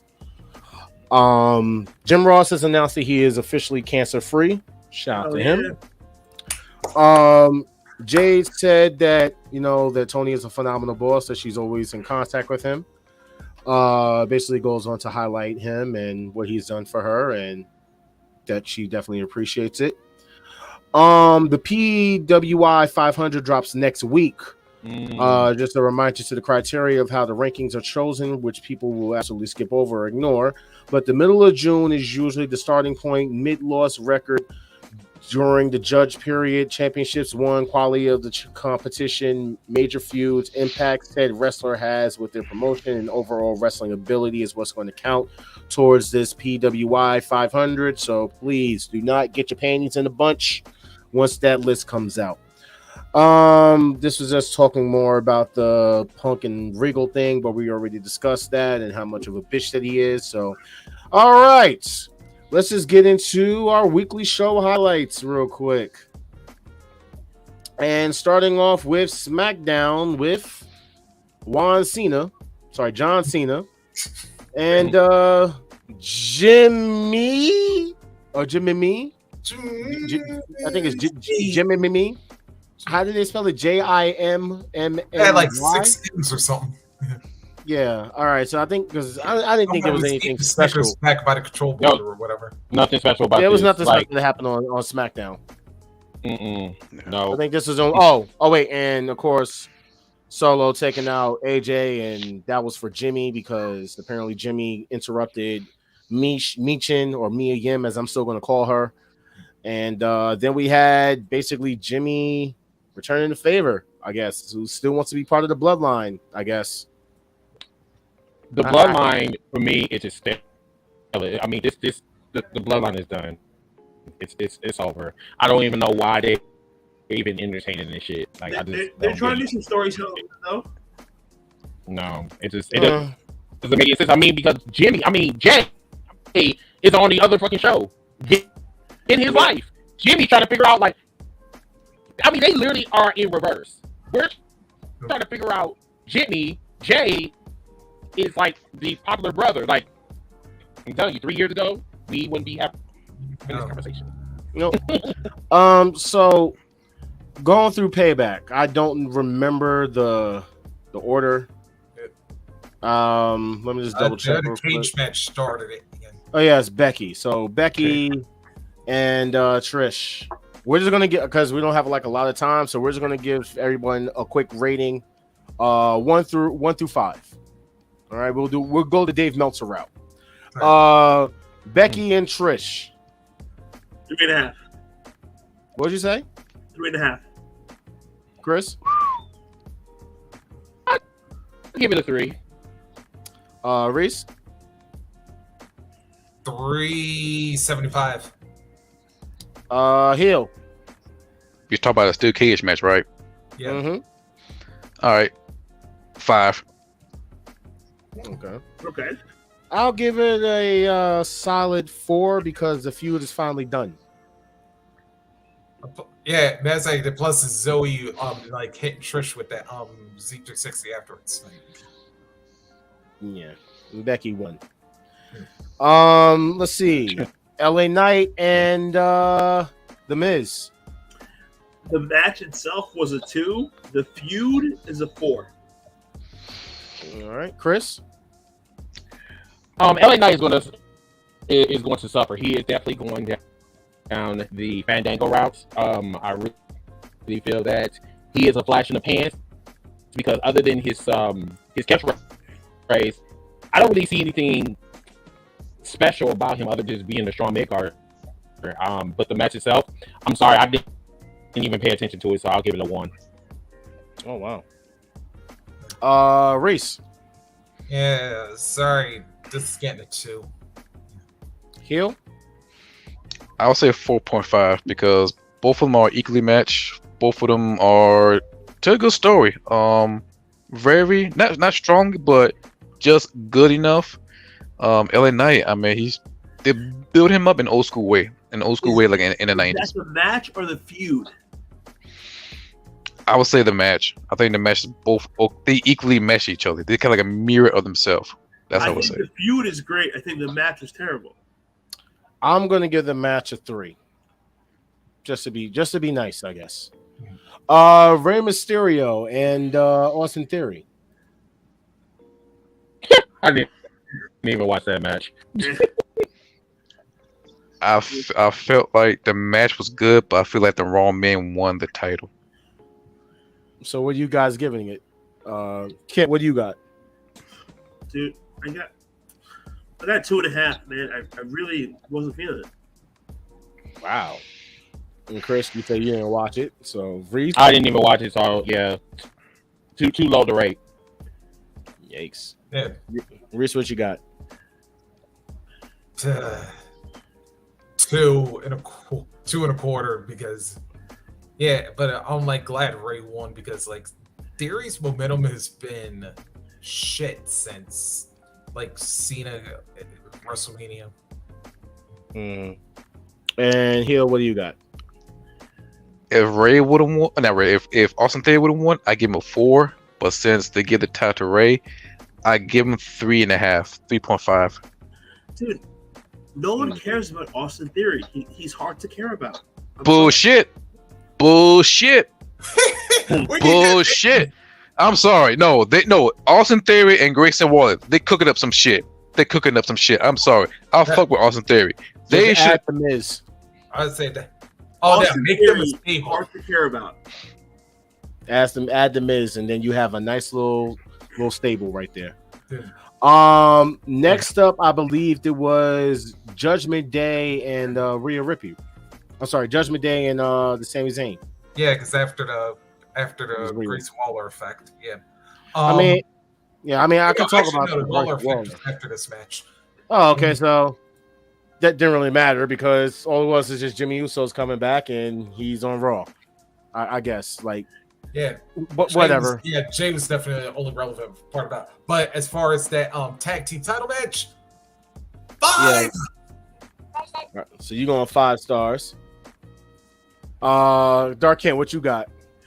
I thought the match itself was great, and I think that WWE was realizing that Kevin Owens and Sami Zayn, their tag team title run has been lackluster from WrestleMania on. Like it's been, I'm not gonna say terrible, I'm gonna say not great. So they knew they had to move on. So definitely worth the change, and I think the match was pretty good. Adds to a lot of storylines, so I'll give it a 4. Okay. And Chris? Yeah. Going over the tag team match. 5. 5? Yep. And Hugh? 5. And I know Terry Funk is smiling from heaven. I'm definitely going to give it a 5. I will give it a 5. I give 5 where it's due. You know what I'm saying? I'm not Meltzer. Yeah. And next we had Rhea and Raquel. Dark Hit. You want to talk about your favorite little tittied racist chick? Or do you want to talk about... That's not me. All right, so what are you giving this match, Dark Hit? I mean... Rhea and Raquel? Almost a 3, 2 3/4. Okay. Chris. The match was sloppy as fuck. And this was from start to finish, especially that buckle power bomb that Raquel did on Rhea. That was very dangerous. I did not like this match at all. I give it like a 1.5. Reese. It's good. Another 2.5 because they had way better matches in NXT. Okay. Oh, you're talking about the tag team match. Was definitely the match of the night. Heel. I would give 3.5 with the curve because Rhea Ripley is good with that damn pin. So I'm giving that curve. We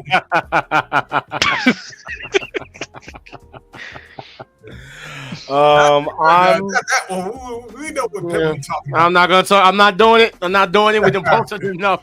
Okay. I'm gonna give this one a 2.5.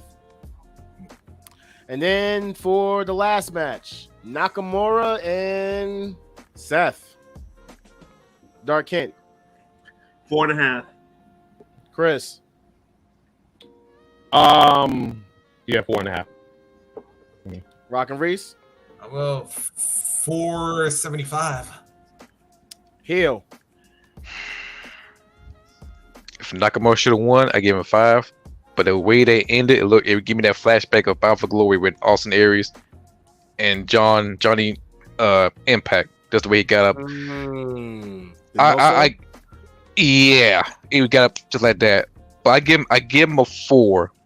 Heel, you took the words out of my mouth. If Nakamura would have won, I would have given it a 5. All right. I'm gonna give it a 1. 2, 3, 4, 5. There we go. Also, wait a minute. I got to throw the flag. I forgot. I'll bring this up. Also, Nakamura, he looked very creepy when he got on Seth Rollins back because he looks very suspicious. Yeah, that's all I gotta say. Got on heels alone. That back. Yeah, I want to explain why I dropped the quarter off of that one. Why did you have Nakamura attack him after you cut it in? Oh yeah, well, you know what? All right, yeah, you're right. That's right. All right, so last we have All Out. Where do I begin? What was it? The over the budget charity battle royal where Hangman won? Yeah, that's. Hey y'all, I got to cut out, but yeah, that was a great pay-per-view. But I will talk to you guys later. All right, later, Brody. Thank you. All right.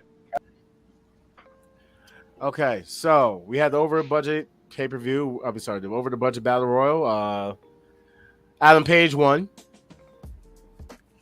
I don't really want to discuss it, but I digress. Hikaru Shida, Will Nightingale, and Sky Blue beat Athena, Mercedes, and Diamante. The Acclaim with Billy Gunn and Dennis Rodman beat the Triple J team. And then we opened up with it's all about the boom. Yep. Adam Cole. All right. Yes. And that's where we saw the infamous sign that Tony Khan had. After the match, I think, because during the match it wasn't bad. Like seeing Adam Cole basically go against his friends. Okay. They're no longer his friends. Okay.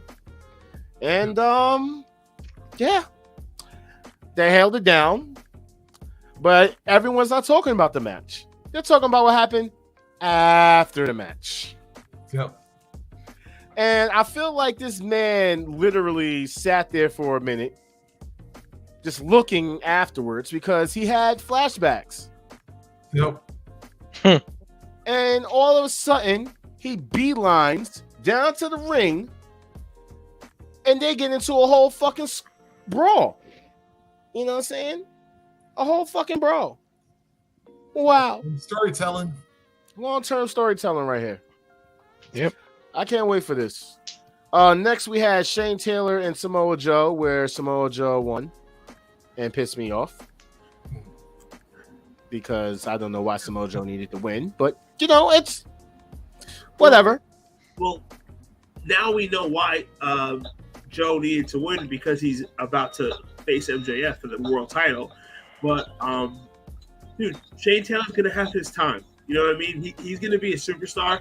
It just isn't right now. This was his time. Yeah. This was his fucking time. When? No, his time is coming. When? The question is when. Like, if they don't put a trigger on him, we gonna see Shane Taylor go somewhere else, like Impact or MLW or Noah. I wouldn't be surprised by now if he doesn't already do that. Shout out to Shane Taylor, by the way. Pull it. Yeah, I was about to say, yeah, you better pull this one. Pull it. It makes no sense at this fucking point why you having this. Yeah, definitely before the end of this year. I'll say that. Please do. Next up we had Niggasaurus versus Darby Allin. And all I'm gonna say is this man really must hate Darby to do what the fuck he 3 tombstones. Lawn darted him into the fucking corner.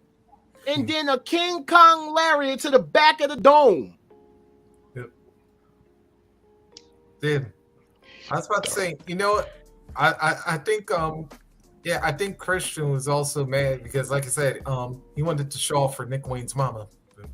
Yo, Nick Wayne's mom. I've been saying this since.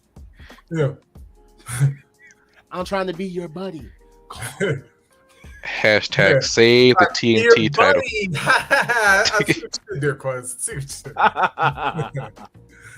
I'm an evil guy. But yes, he got fucked up. Damn.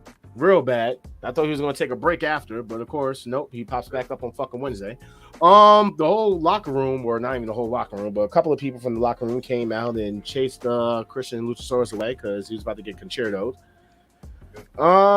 Yeah. So next up, we had the meat. I would have wished that you know, Beefy Boy number 1 would have stayed because. Yo. For those who were in the Discord on Sunday, listen. That was wild. Yo, that shit was wild. Listen, let's just Chicago. What the fuck is wrong with y'all? What the fuck? Y'all was literally. I didn't have no problem with you guys not chanting CM Punk. I didn't, but the fact that you instead of chanting CM Punk, y'all decided that you guys were going to chant me. But wait, there's this point now where I agree with you from that earlier. But wait, there's more. They got a T-shirt on Pro Wrestling Tees. And on AEW'S.com. Yeah, I'm not gonna buy that shit. I'm not gonna buy it. You want to buy a meat shirt? Fuck no. How I love wearing the damn meat shirt that matching my damn Jordan kicks. I got a whole bunch of Jordan kicks. That would not match right.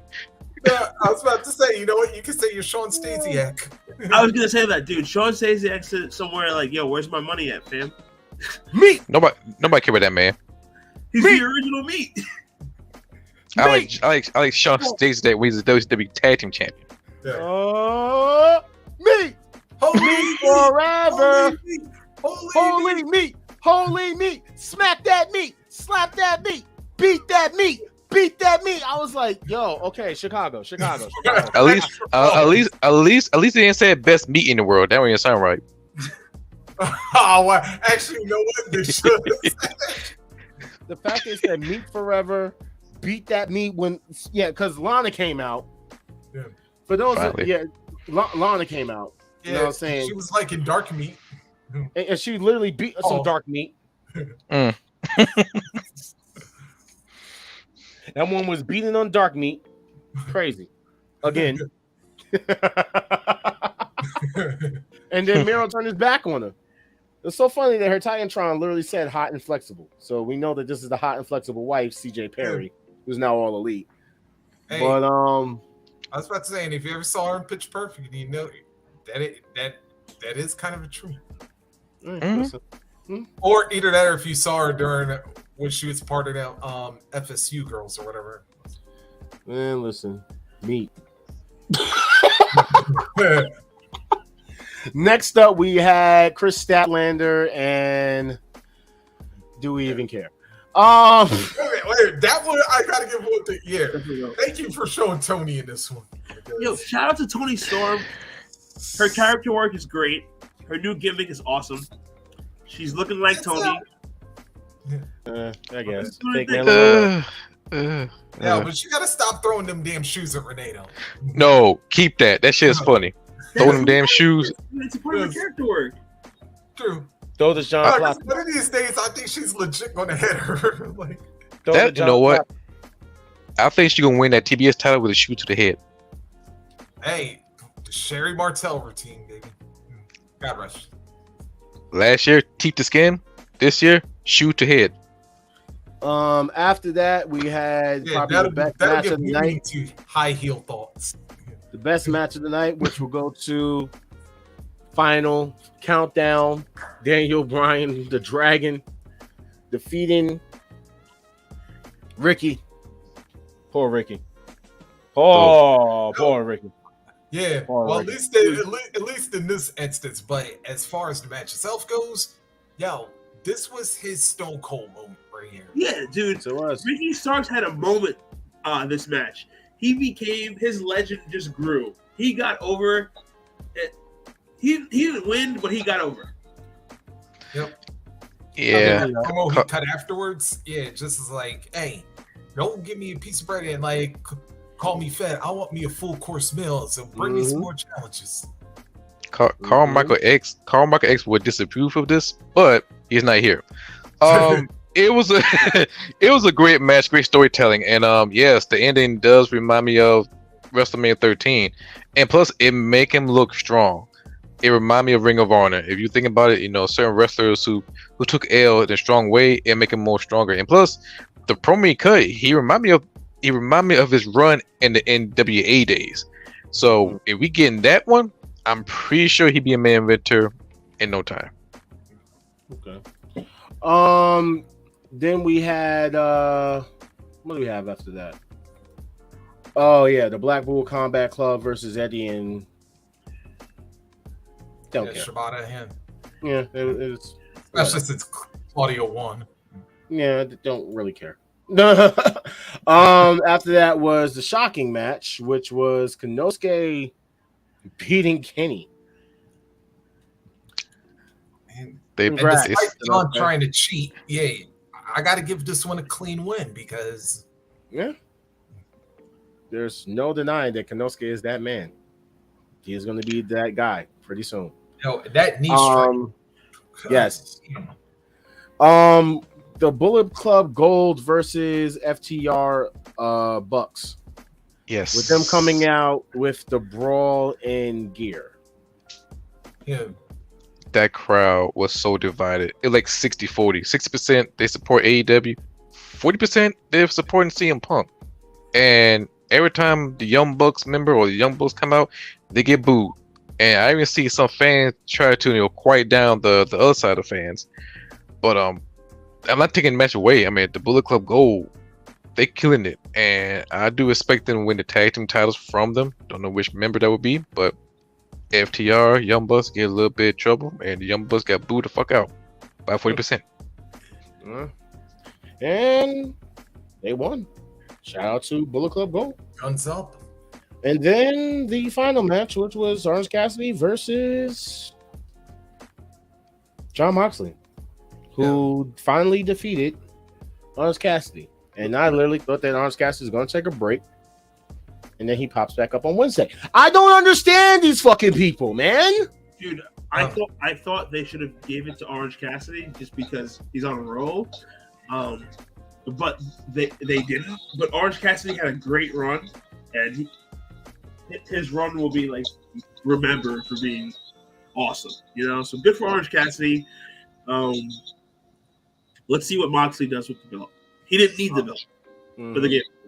Yeah, and here's the extra thing though is like, and as we can notice, no folks, that blood on Jon Moxley is not not him. He didn't bleed this whole match.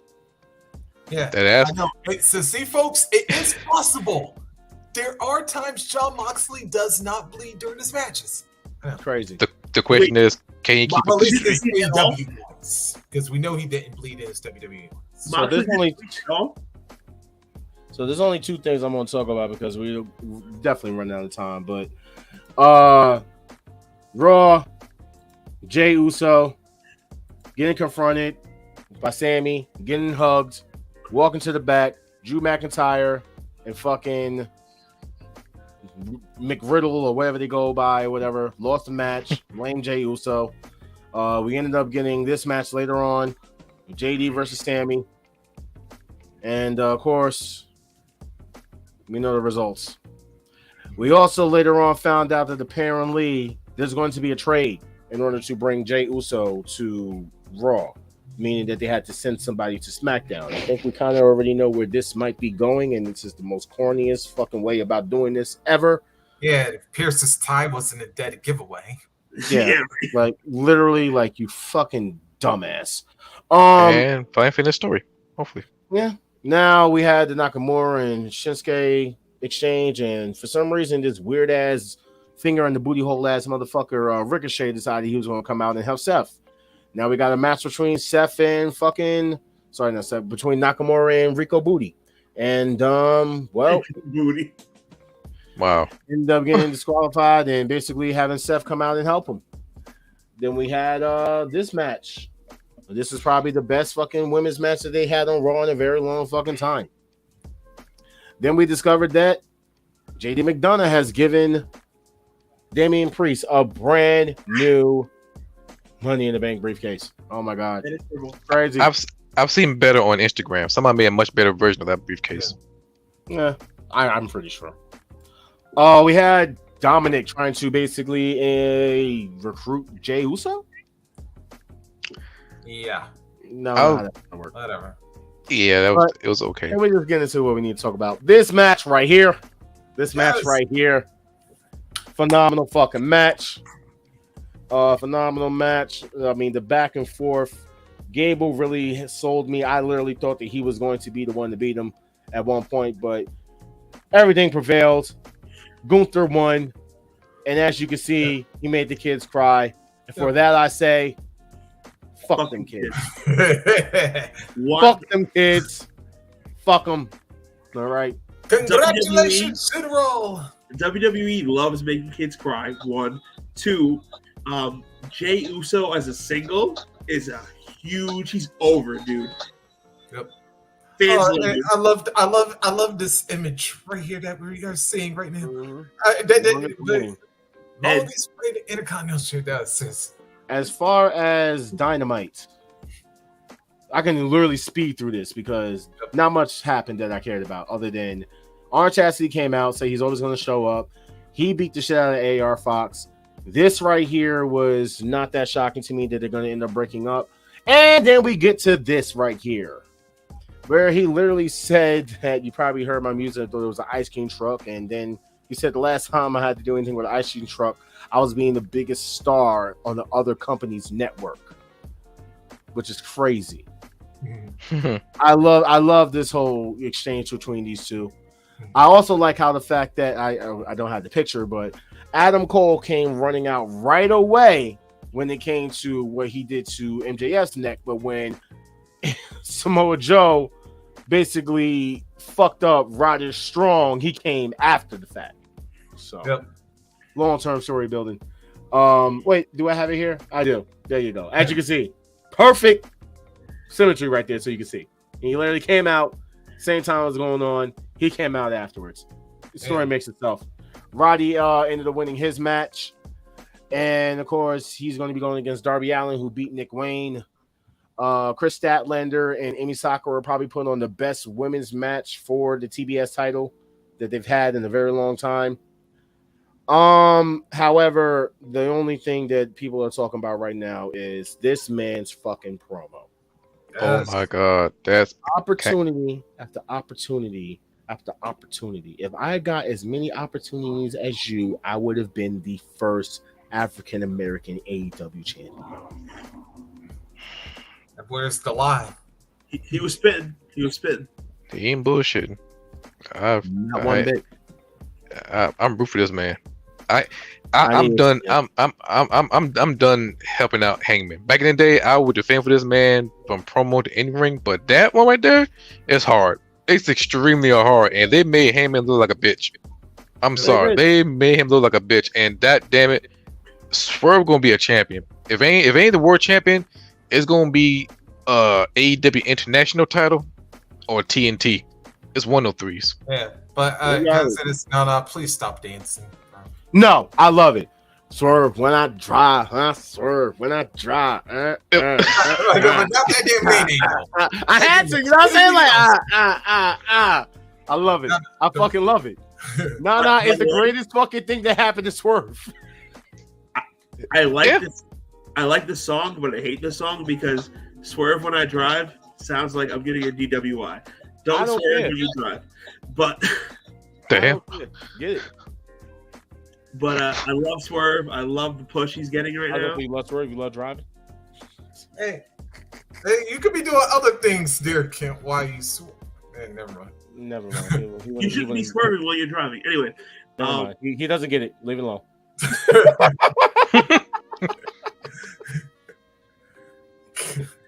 Continue, Dark Hint. Dude, love the push that Swerve is getting, and I think Hangman should be someone who gets Swerve over. Like, should be a stepping stone for Swerve to move to the next level. Man, Kent with a nice play on words there. Swerved over. Heard you. All right, guys. So we're gonna have to get out of here. Give out the final thoughts real quick. Dark Kent, we'll start with your annoying ass. All right. I like how you come back. No, get off the camera. Get the fuck off the camera. Since you want to stay off the fucking camera the whole fucking time, the fuck off the camera. All right, don't show your ugly face on my fucking show. Fuck out of here. Reese Heel, thank you for coming through, sharing your opinions. Want to thank everyone in the comments, everyone tuning in. Episode 75, we're 75 deep. That's dope. One thing that I'll say, can we put CM Punk to bed? Can we not talk about CM Punk on this show anymore? Hey, yo, first off, don't ever ask me to put another grown man to bed. Yeah. What the fuck is wrong with you? What? Sorry. Can we bury CM Punk? Hey, yo, first off, just put a sheet over him. Yeah, well, you're the one that constantly brings me up. But this is still your thought, this. Yes. I constantly talk about Punk, but I think it's over. We're no longer speaking about Punk on the show at all. We shouldn't bring him up. We're done. CM Punk is done, dead, buried, over, and done with. You gonna get a new background? Yes, I'm getting a new background. Hot wrestling summer is over. I bet. But the Wolfpack Wrestling Podcast survives on. Everybody in the comments, everybody chiming in, all the guest hosts, my man Jacquez, my man Jared All-Star, Heel, Rockin' Reese, everybody, man. Next week, same time, same channel. Keep following, keep subscribing, keep commenting, and we'll keep doing our thing. Until next week, peace, love. Shut your ass up. Reese, your turn. Just went through everybody's social. First of all, Quez, Kid, All-Star, even though he ain't here anymore. Yo, you had to go handle something. Always a fun time here on Wolfpack. Yo, and everybody in the comments, y'all was live as hell today, man. And Kid, even though I know we kind of went hard on you, and not hard enough. Yeah. So I got roasted for an hour and a half. Actually, yeah. But in all seriousness, you are a good sport taking it. So yeah, I gotta give you that for that. But real talk, everybody, we getting down closing 2023, just a couple months. So yeah, these last few shows, to all men and women going up, whether no matter what company you in, we just want to wish y'all blessings and safety throughout the remainder of the year, and no getting no backstage fights. Yeah, and always remember, and to whatever city hosts the rematch between Hobbs and Miro, y'all gotta bring the meat chance harder than Chicago did. Just saying. Gotta bring the meat harder. Wait, what? Meat chance harder. Yeah. Flag. Man, that have been a flag. Hill, your final thoughts, Hill. I'm glad to be here. Seeing Dark Kent take more hits than Spike Dudley in ECW, but you still keep on going. Also, Embrace the Thirst, 60th episode this Sunday. Hey. I'm. Your title. Oh yes, My girl's birthday. Yay. Sweet. So happy, talk about the Intercontinental Championship. But other than that, and I'm glad to be here, give my knowledge, give my opinions to everybody else. I'm glad everybody else, get involved, and I'm glad we put the rest to the good old Mr. Him. Me, her. Get his pronouns right. He's a bitch. Her. But one thing I will do, I will keep on wearing the CM Punk t-shirt because it does match my kick stuff. It does match my Jordans. But anyway, hopefully everybody enjoy themselves. Everybody stay being a wrestling fans, love one another. If wrestlers can get along, we can get along as well. Let's not, stop being weeboos, stop being hardcore fans. And hell, if the NBA fans can get along, no, they can't. Hell, if anybody else can get along, we can get along too, except for Call of Duty, NBA, college football, and FIFA. And Rodney King and LA Cops, but that's not so. Real quick, tell Chris Mormon to get off my nuts, whoever that is. Chris Mormon, stay on his phone. Stay on his meat forever. Stay on his meat forever. Chris Mormon, get off my meat. Anyway, my final thoughts. Fuck Phillip Brooks. Fuck CM Punk. Fuck AJ Lee's husband. Fuck Larry the dog's owner. Fuck Ace Steel's best friend. Fuck Colt Cabana's podcast enemy. And yeah, that's for everybody for tuning in. Like Mickey Gall can actually beat him. Oh yeah, well, shout out to Mickey Gall. And also, shout out to my girl. Love you. Happy birthday, babe. This Sunday we're gonna turn up. You know what I'm saying? My baby. Hey. Sipping.